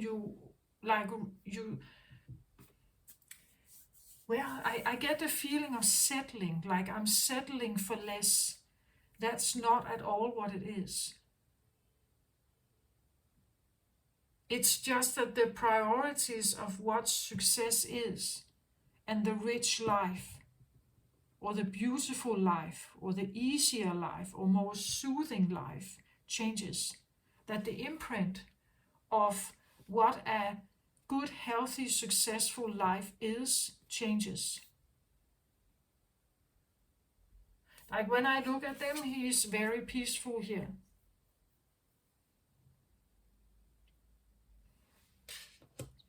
Peace can be a thing, a very underrated thing. Like peace in your heart will take this entirely away here. And it will allow for the feeling of having this middle world feeling, right? That you are, well, there is, again, as I say, it's not the highest highs, it's also not the lowest lows. But you will have this, maybe a more comfortable life, like a more rounded life, a more comfortable or more rounded life. But you have to say yes to it then, right? And you also have to, like if you say yes to it, it seems like it could be easy to say yes to it. It's not for a Capricorn. a Capricorn self-made man or woman who has felt alone all their life. This is difficult because you have to lay down your weapons and start trusting in something you haven't trusted in before. Like it takes an enormous amount of strength to de-strengthen yourself so that you can open your heart space to this. Like this is not an easy, you have 2 strength cards here surrounding you at all times. I feel like also protected. I think you are protected at this time, but it may not feel like that, right? It may not feel like that.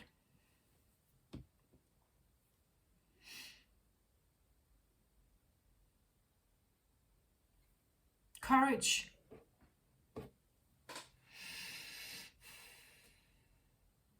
Courage and trust.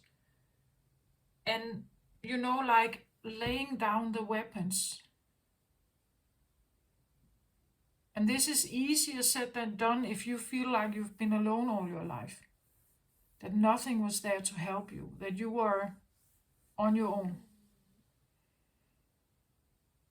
Emotionally, mentally, physically, socially, whatever.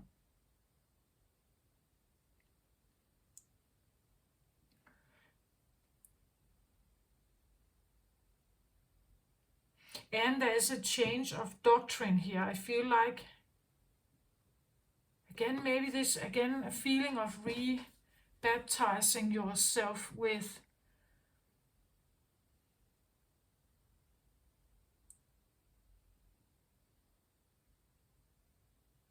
maybe you're giving yourself a new name. Like, if you're into numerology or something, maybe you're literally, like a rebaptizing could be the feeling you are taking another name, or you are becoming, becoming someone else.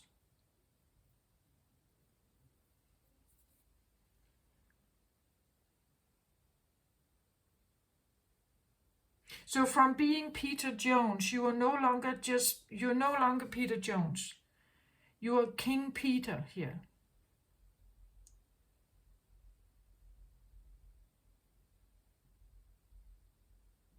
Like not in an egotistical way. It's because you feel called to something here. But it's this idea that you step up, like I step up and into this purpose feeling.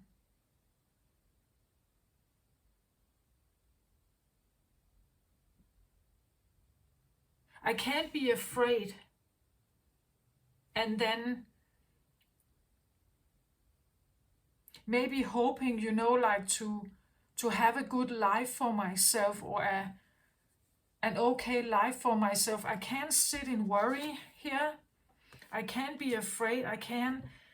This idea that I'm hunted or in danger or something, I simply have to get over that.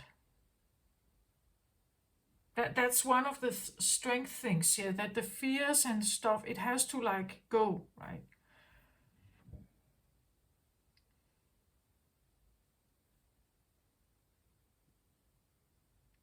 The full moon of Aries is, again, it's like this feeling of wanting to complete a cycle of something.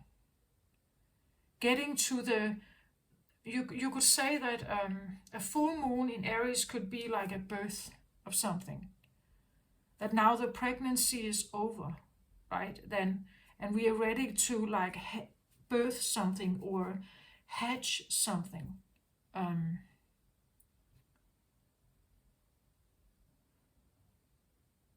The rounded form of the full moon with Aries could also suggest this again. Aries can be quite impulsive, quite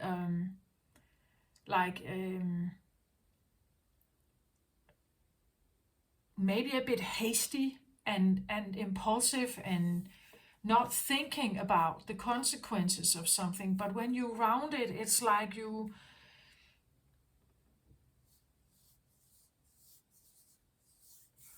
You take it from recklessness into something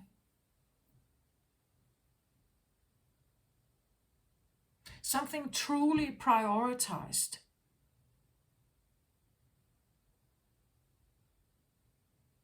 And you make it precious or noble. That's what I feel like. That is one of the changes that come from a page of wands, like a young boy, and then to the emperor. Right? The emperor, this is this refined fire. It's refined. It has been tested, like the fire has tested the waters, right? It has figured out how exactly it's supposed to burn. Where the page of wands is rough and new and unchallenged, untested, it's impulsive, it's and lustful, and it's easy to win over, it's easy to tempt it somehow. And it has to try all of this stuff to figure something out. But the emperor, it's like he sits there, right? He sits and is this nobility. He is an emperor is also Aries energy, right? But it's refined. It has tested the waters. It knows exactly what it wants, and also to keep it, right? It's more like this, actually.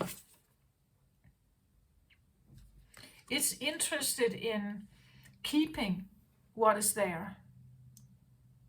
It's interested in the maintenance of something.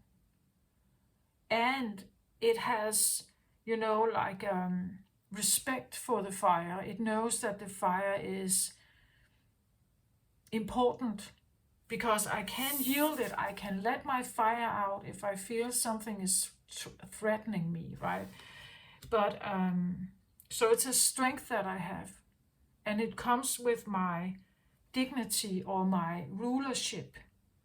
It comes with me being, as I said, like the king here.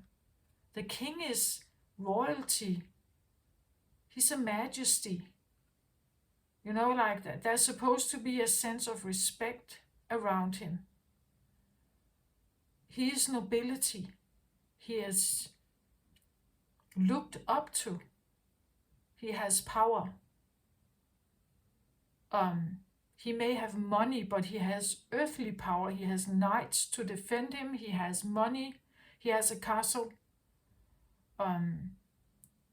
And he has, power to negotiate between countries. He can choose to go to war, but he can maybe also avoid one, right? Depending on his negotiation skills. So you can refine your fire. You can become very tuned into how you want to use that fire, right?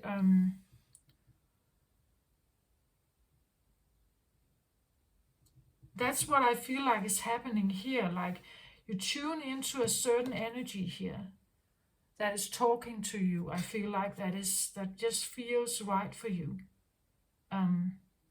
But to follow it, it takes you through, again, this is in the head position or mind position here. It takes you through all the challenges of getting out of hiding here. There could be a lot of past life recognition, the scarcity, the feeling of being hunted down or killed or burned at the stake or something like that.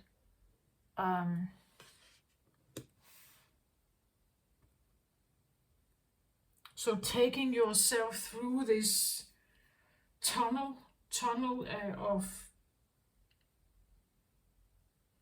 maybe fear or shame or guilt or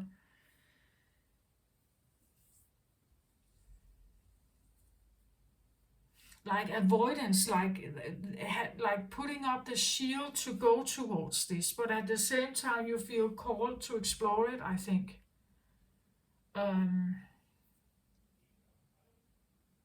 And I also feel like to own it, right?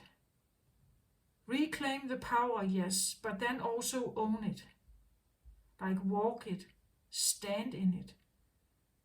Own that you are this magnificent, powerful being who can speak and see through the lines here, right? Who can speak truth and see through the lines. And how dare someone question your authority here, right? This again, but it can come, when I say it like that, it comes across a bit like, like selfish or something. And that's not what I feel like. It's more like a calling here.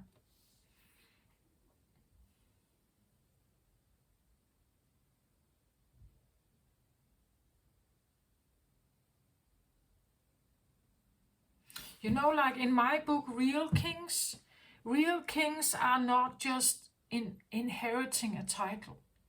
Real kings are chosen to be kings by the rest of the population. Or, like they are discovered, and then they are, because of their in understanding, because of their heart, you could say, that is the reason why they are chosen to be the kings and the rulers of the country, because they understand all levels. They understand everyone in the village. They understand and appreciate every task that is done. Like every worker in the field, every tailor, every, that they appreciate that everyone has a role to fill, and they're not judging it, they are actually appreciating it. So for me, that is a real king. It's that kind of king that I see here, right? And maybe that's the new doctrine here, or this rebaptizing, that I'm rebaptizing myself with a new doctrine, a different doctrine, right? I don't want to be afraid. I'm working my way through my fears here of standing out or getting spotlight or being seen, and getting over maybe my defensiveness here, right? My defensiveness.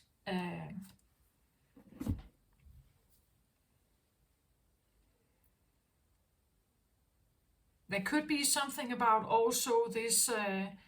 I said something about the seer. Well, they get the whole package.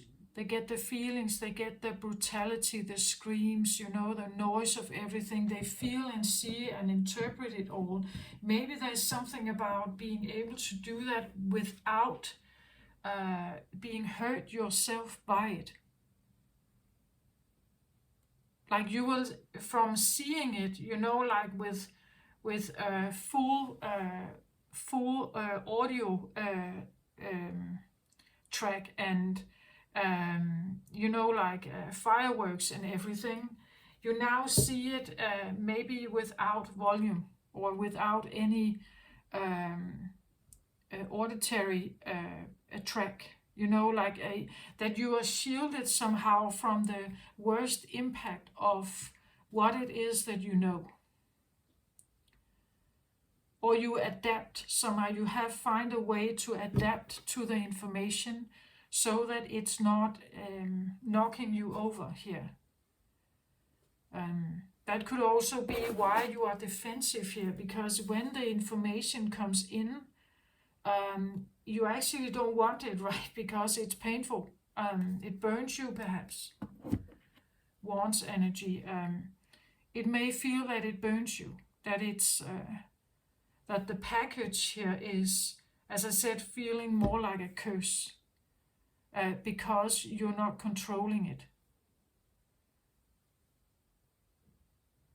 And if you have nobody to guide you, it's difficult to figure out how to do that. Maybe that's why you call in help here, or you feel that something is calling you here.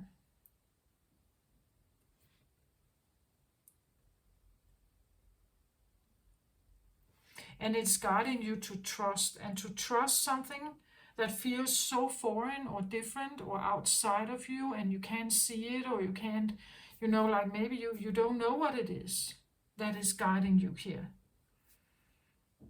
That everything you see has to do with earthly matters. That you don't see what's up there somehow. So you're suggested to trust something that feels really awkward or different. But somehow I get the feeling, because this is in the center, that you are saying yes to this, I think. You are showing up here. You are showing up here, facing whatever this is. But again, it may feel like a bit overwhelming, like if you see someone like this show up in front of you for the first time, it could be quite overwhelming, right? No matter how kind they are, it could be, look at the size of the people here, right? That look at how big this one is. It could be quite overwhelming, right? So it takes a lot of strength to actually, like listen, or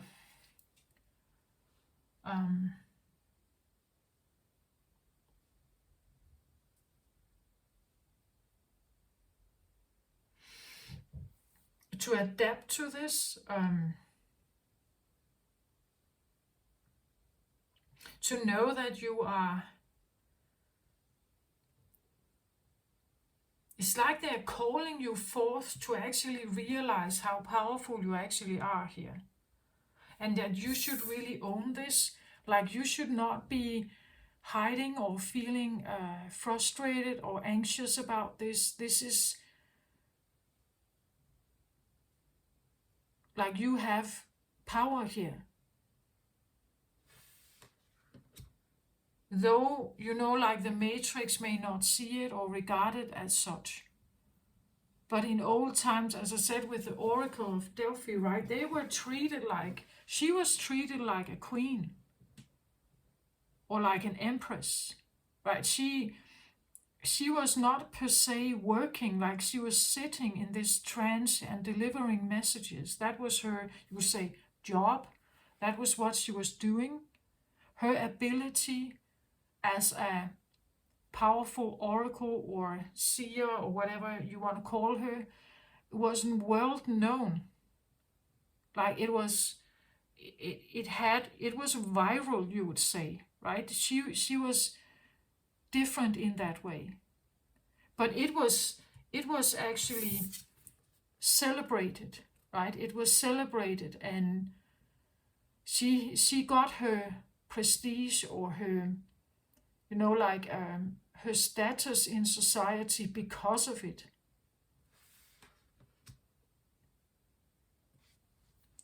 Her abilities to make prophecies and help people in certain ways was like widely known and highly appreciated. And she was treated like an empress for it, right? It's a skill that she has, or that she had.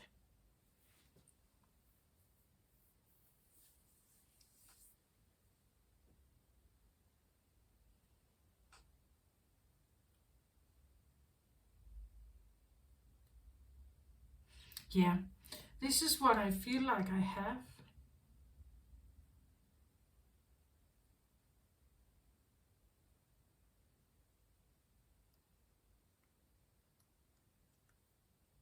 And again, my intention was to make a reading for the more lighter life, maybe more soothing life, maybe a calmer or a more relaxing life.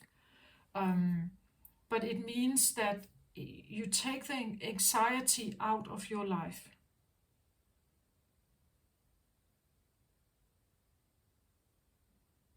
Right? You take all the trouble, you would say, all all the fighting out of your life. And it may come across as more boring, but also more, you could say, gentle. In the long term, it is probably more gentle to you.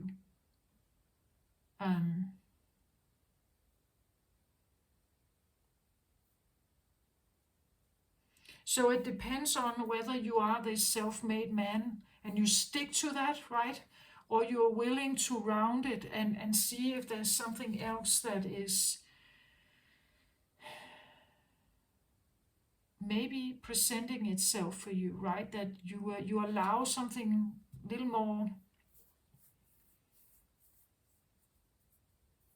yeah, you could say yin-like. Yin is, well, yin can be spiritual awareness, spiritual guidance. I believe that for a Capricorn, if we think back in time, in the Capricorn season represents winter. Well, if you didn't listen to your intuition, if you didn't learn how to navigate in the dark, and the dark is in the yin and yang symbol, the feminine. If you didn't slow down, if you didn't, listen in the dark, right? You would miss certain noises maybe that were actually important if you wanted to survive, right? To navigate in the dark takes certain skills. And I think those skills are here, right? But they can be maybe overlooked, and people today don't see it as valuable, but it's still inherited. It's still part of maybe your bloodline, or you just know that when things get scarce, you have certain skills to navigate. You have certain guidance that you rely on, and that guidance, even though you feel like it has taken you in circles maybe, it's probably because you didn't see clearly. Like it was colored with fear and guilt or shame, or again, fear of prosecution, fear of being hunted down, lots of levels of anxiety or things like that. And these levels must be cleared away to see more clearly here, to have that beginning that you are looking for perhaps here. It's part of the process, and it takes you through these it takes strength to overcome that.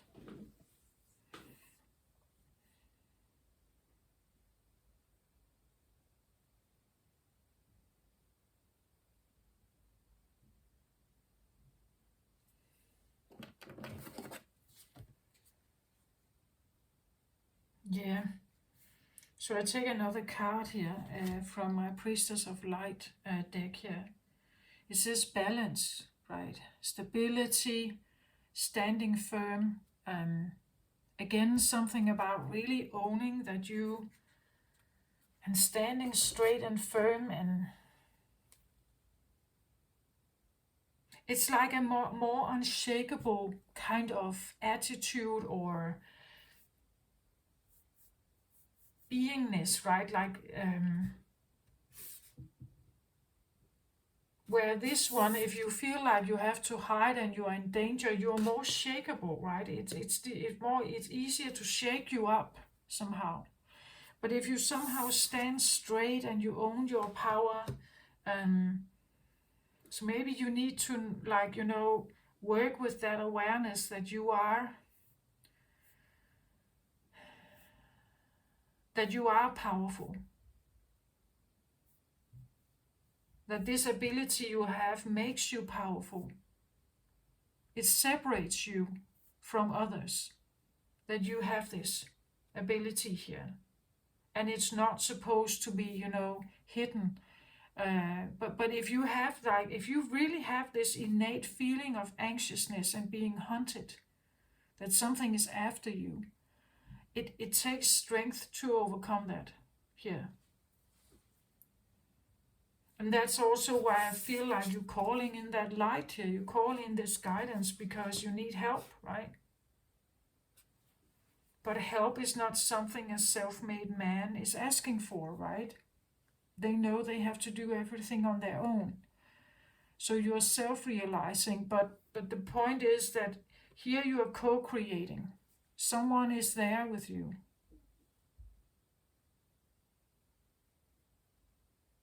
That is at least what I see here.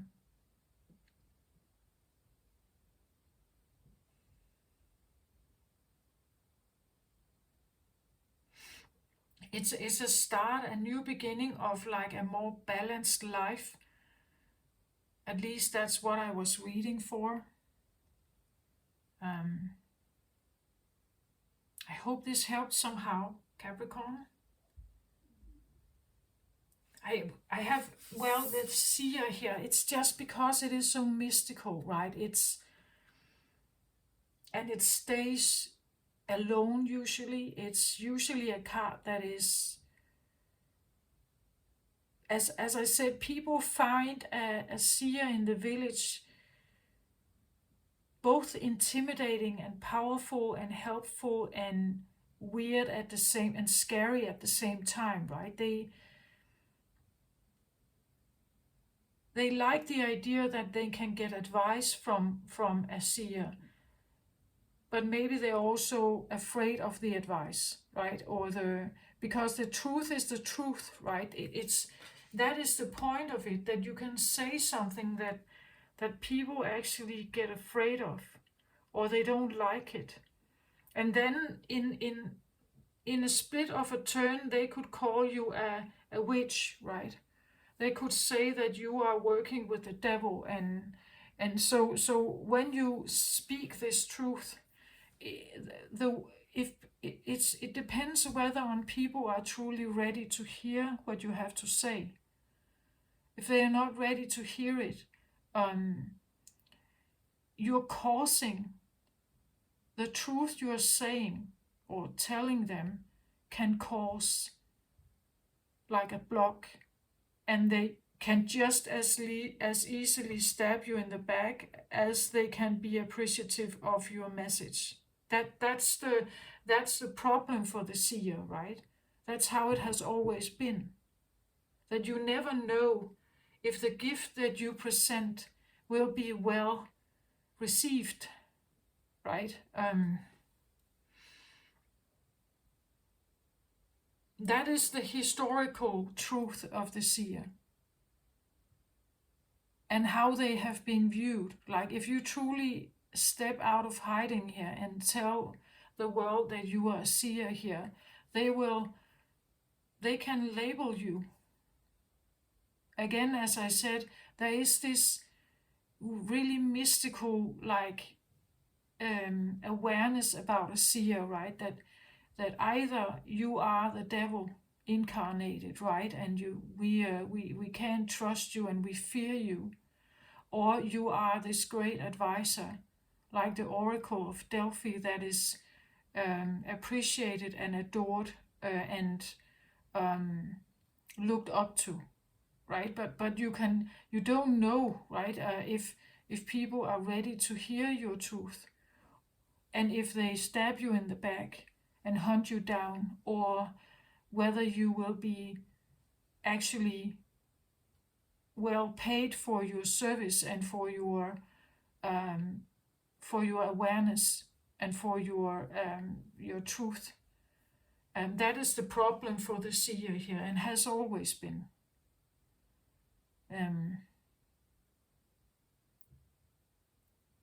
But it doesn't change the fact that the seer sees what they see.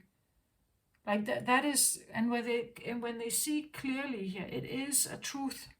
It is a truth, and whether people are ready to hear it or not is another thing.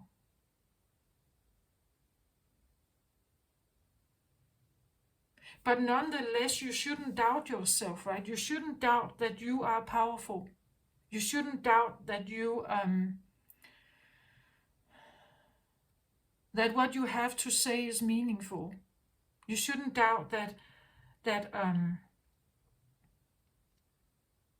the truth that you have and speak is of like I want to say nobility. It has this sense to it, not like, but it's not nobility in the earthy sense. As I said, it's like you can inherit the title of being a king or a queen because your father or mother was. This is not how that's not what it's like here. This is more something about,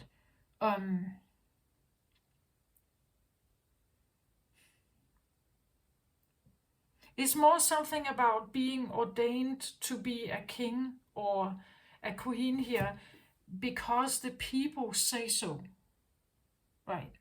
Because the people say so. Because the people you heal here or you tell a truth, they say so. Like they see your worth, right? They see that worth. It's a mouth-to-mouth thing, kind of, right? It's something about that. It's not about egotistical.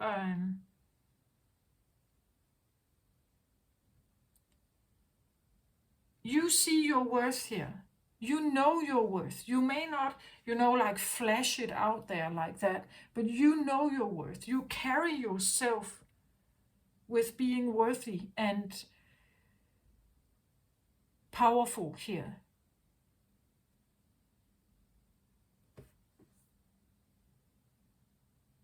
And again, there is a special thing going on here because you know a lot of stuff here. You could use that, right? You could use it for your own benefit. You could be arrogant and selfish and use it and backstab people, right? Because you have certain knowledge. You could do that. But it's about this, again, this thing that's just not, the seer wouldn't do that, right? That's not, but it's something people should know, right? If they knew what you know,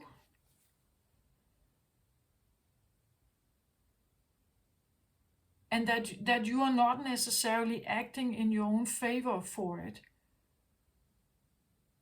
that alone should make them appreciate you. That's how it is with a seer.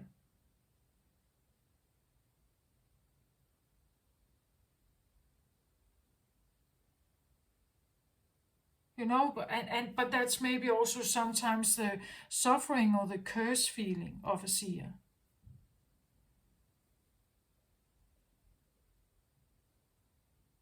Most of the psychic abilities, I believe that it goes through the heart. The heart is the antenna, you could say. The more unblocked and more, you could say, kind or pure it is, the more the receptivity and the clear vision comes. But you see, the more pure it gets, it can't hurt at the same time, right? You can't be pure-hearted and then be a bully at the same time, right? That's so the information comes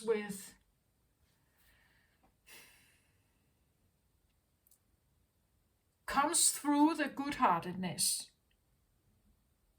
here, which takes strength to get to that point. And then when you have it and the information you get, yeah, you can deliver the truth, the message to people. But again, and you can have a lot of information here. But acting on it in a selfish, arrogant way is going against the pure-heartedness or the good-heartedness in you.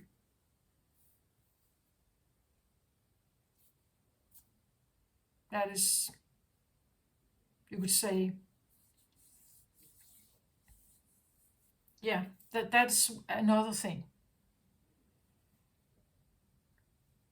So if you are dealing with this Capricorn somehow, please let me know, give it a thumbs up if this makes sense somehow.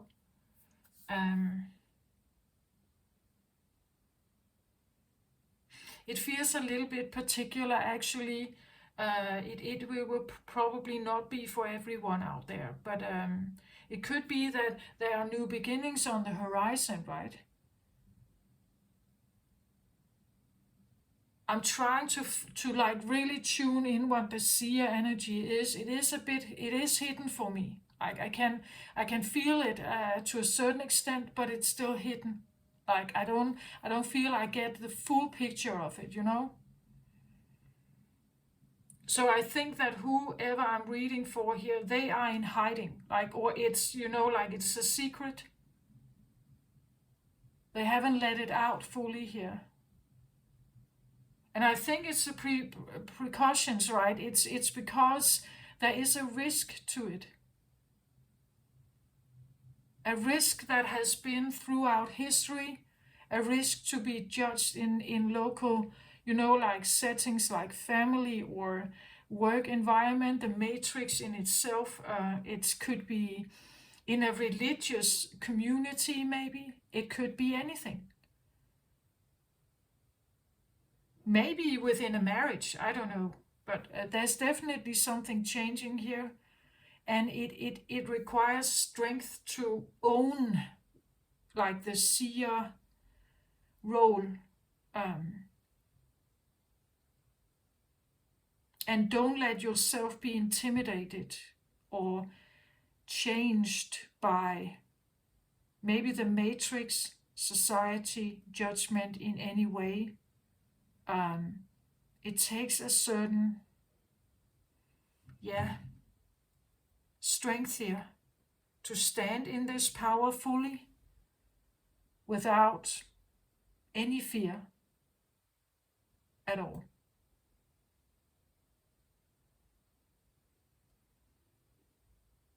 Knowing that, probably I will be judged.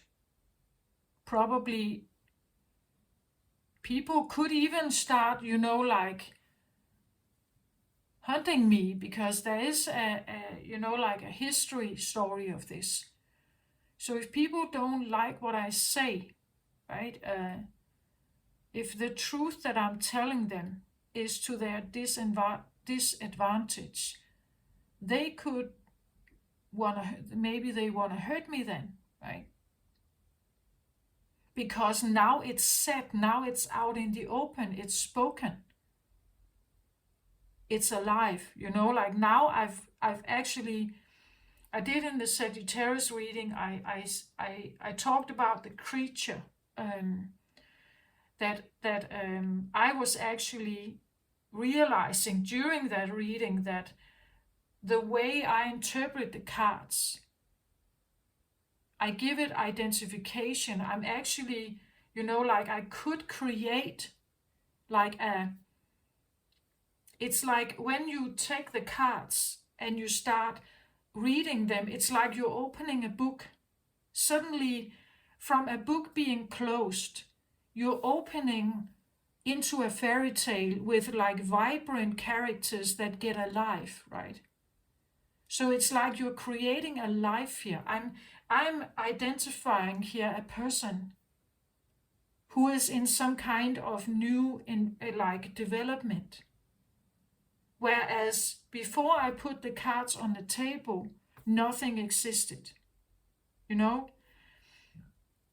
So the cards make something vibrant. The message that I give you is creating something. It's putting life to something. Worries and, you know, I tell you a story of a person here that wasn't there before. You know, and that is a powerful thing, right? That if you can do that, or if you can see a truth with someone, as long as you keep it in, it hasn't been shared. It's just a secret, or it's just something you know. But when you speak it, now it's suddenly alive, like a creature. It's a thing, right? And people may have heard it, they may have listened to it, and if they don't like it, you know, they could hate you, they could like judge you, they could do anything. That's how it is with secrets, right? That when we speak the secret, people may feel like you are betraying them. You know, that's the thing about words. That's the thing about communication. That when it's said, it's said. It's out there now. It's mingling with everyone else's perception. It's challenging their views. It's maybe, you know, like overstepping their boundaries and stuff like that. And there can be a reaction to it, right? There can be a reaction. That's what I feel like whoever this is, that's what they are dealing with. This idea that if I share something, there could be a reaction.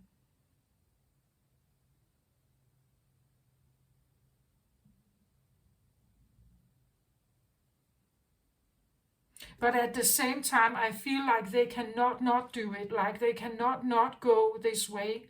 They cannot not become more and more of this.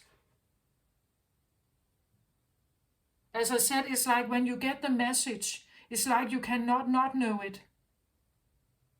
You may not like it, you may not like the direction, you may not like the guidance you get to go somewhere here, to explore something, but it's like you cannot not do it.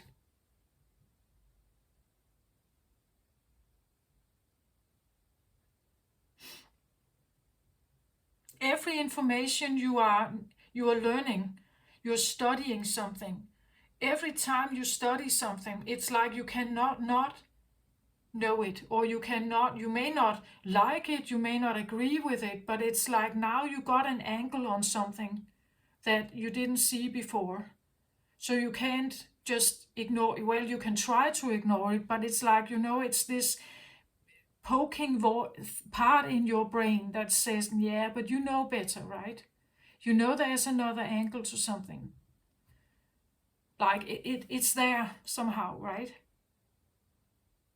Everything we listen to, all news, all social media, everything that makes us second guess ourselves, everything that we compare ourselves with, all kinds of messages, they somehow, you know, like poking to us in some way. Especially if we identify it as truth. Or if we identify with the people that say it, then it becomes internalized somehow. And then you cannot not see it or hear it or feel it or somehow. Okay, this is what I have, Capricorn. I hope this helped for you somehow. Please keep up your strength. You are very, very strong, Capricorn. So if someone can do this, it's you. Because it needs persuasion, it needs determination, it needs a goal setting, it needs like wandering towards it. Even though there may be pressure around you, I also feel there is protection. Right? It's new, it's different, it's scary, it's maybe turning, like flip-siding your convictions. It's creating a new doctrine, a totally new blue imprint here, or a new identity that you are trying to now become aligned with. So it's definitely difficult, different. And you need to really trust your intuition on this. And co-create, right? Trust that you're co-creating with something here. That this is not something you have to do on your own. It's something you are. You are this. And you can co-create with something else here. As long as you trust the guidance, as long as you say yes to it, and when you say yes, you also know that you will now face some of all the fears that have prohibited you from following this path in the first place. Like you will face the fears that shaped you into becoming a self-made person who had no help. You will need to face this. Is that one of the things that comes with the Strength card, right? So this is not just a walk in the park here. You're reshaping. This is a shape-shifting energy. You're reshaping yourself. Okay, so this is what I have, Capricorn. Take care of yourself. I wish you the very best on your journey here. Peace and love and light to you. Bye-bye.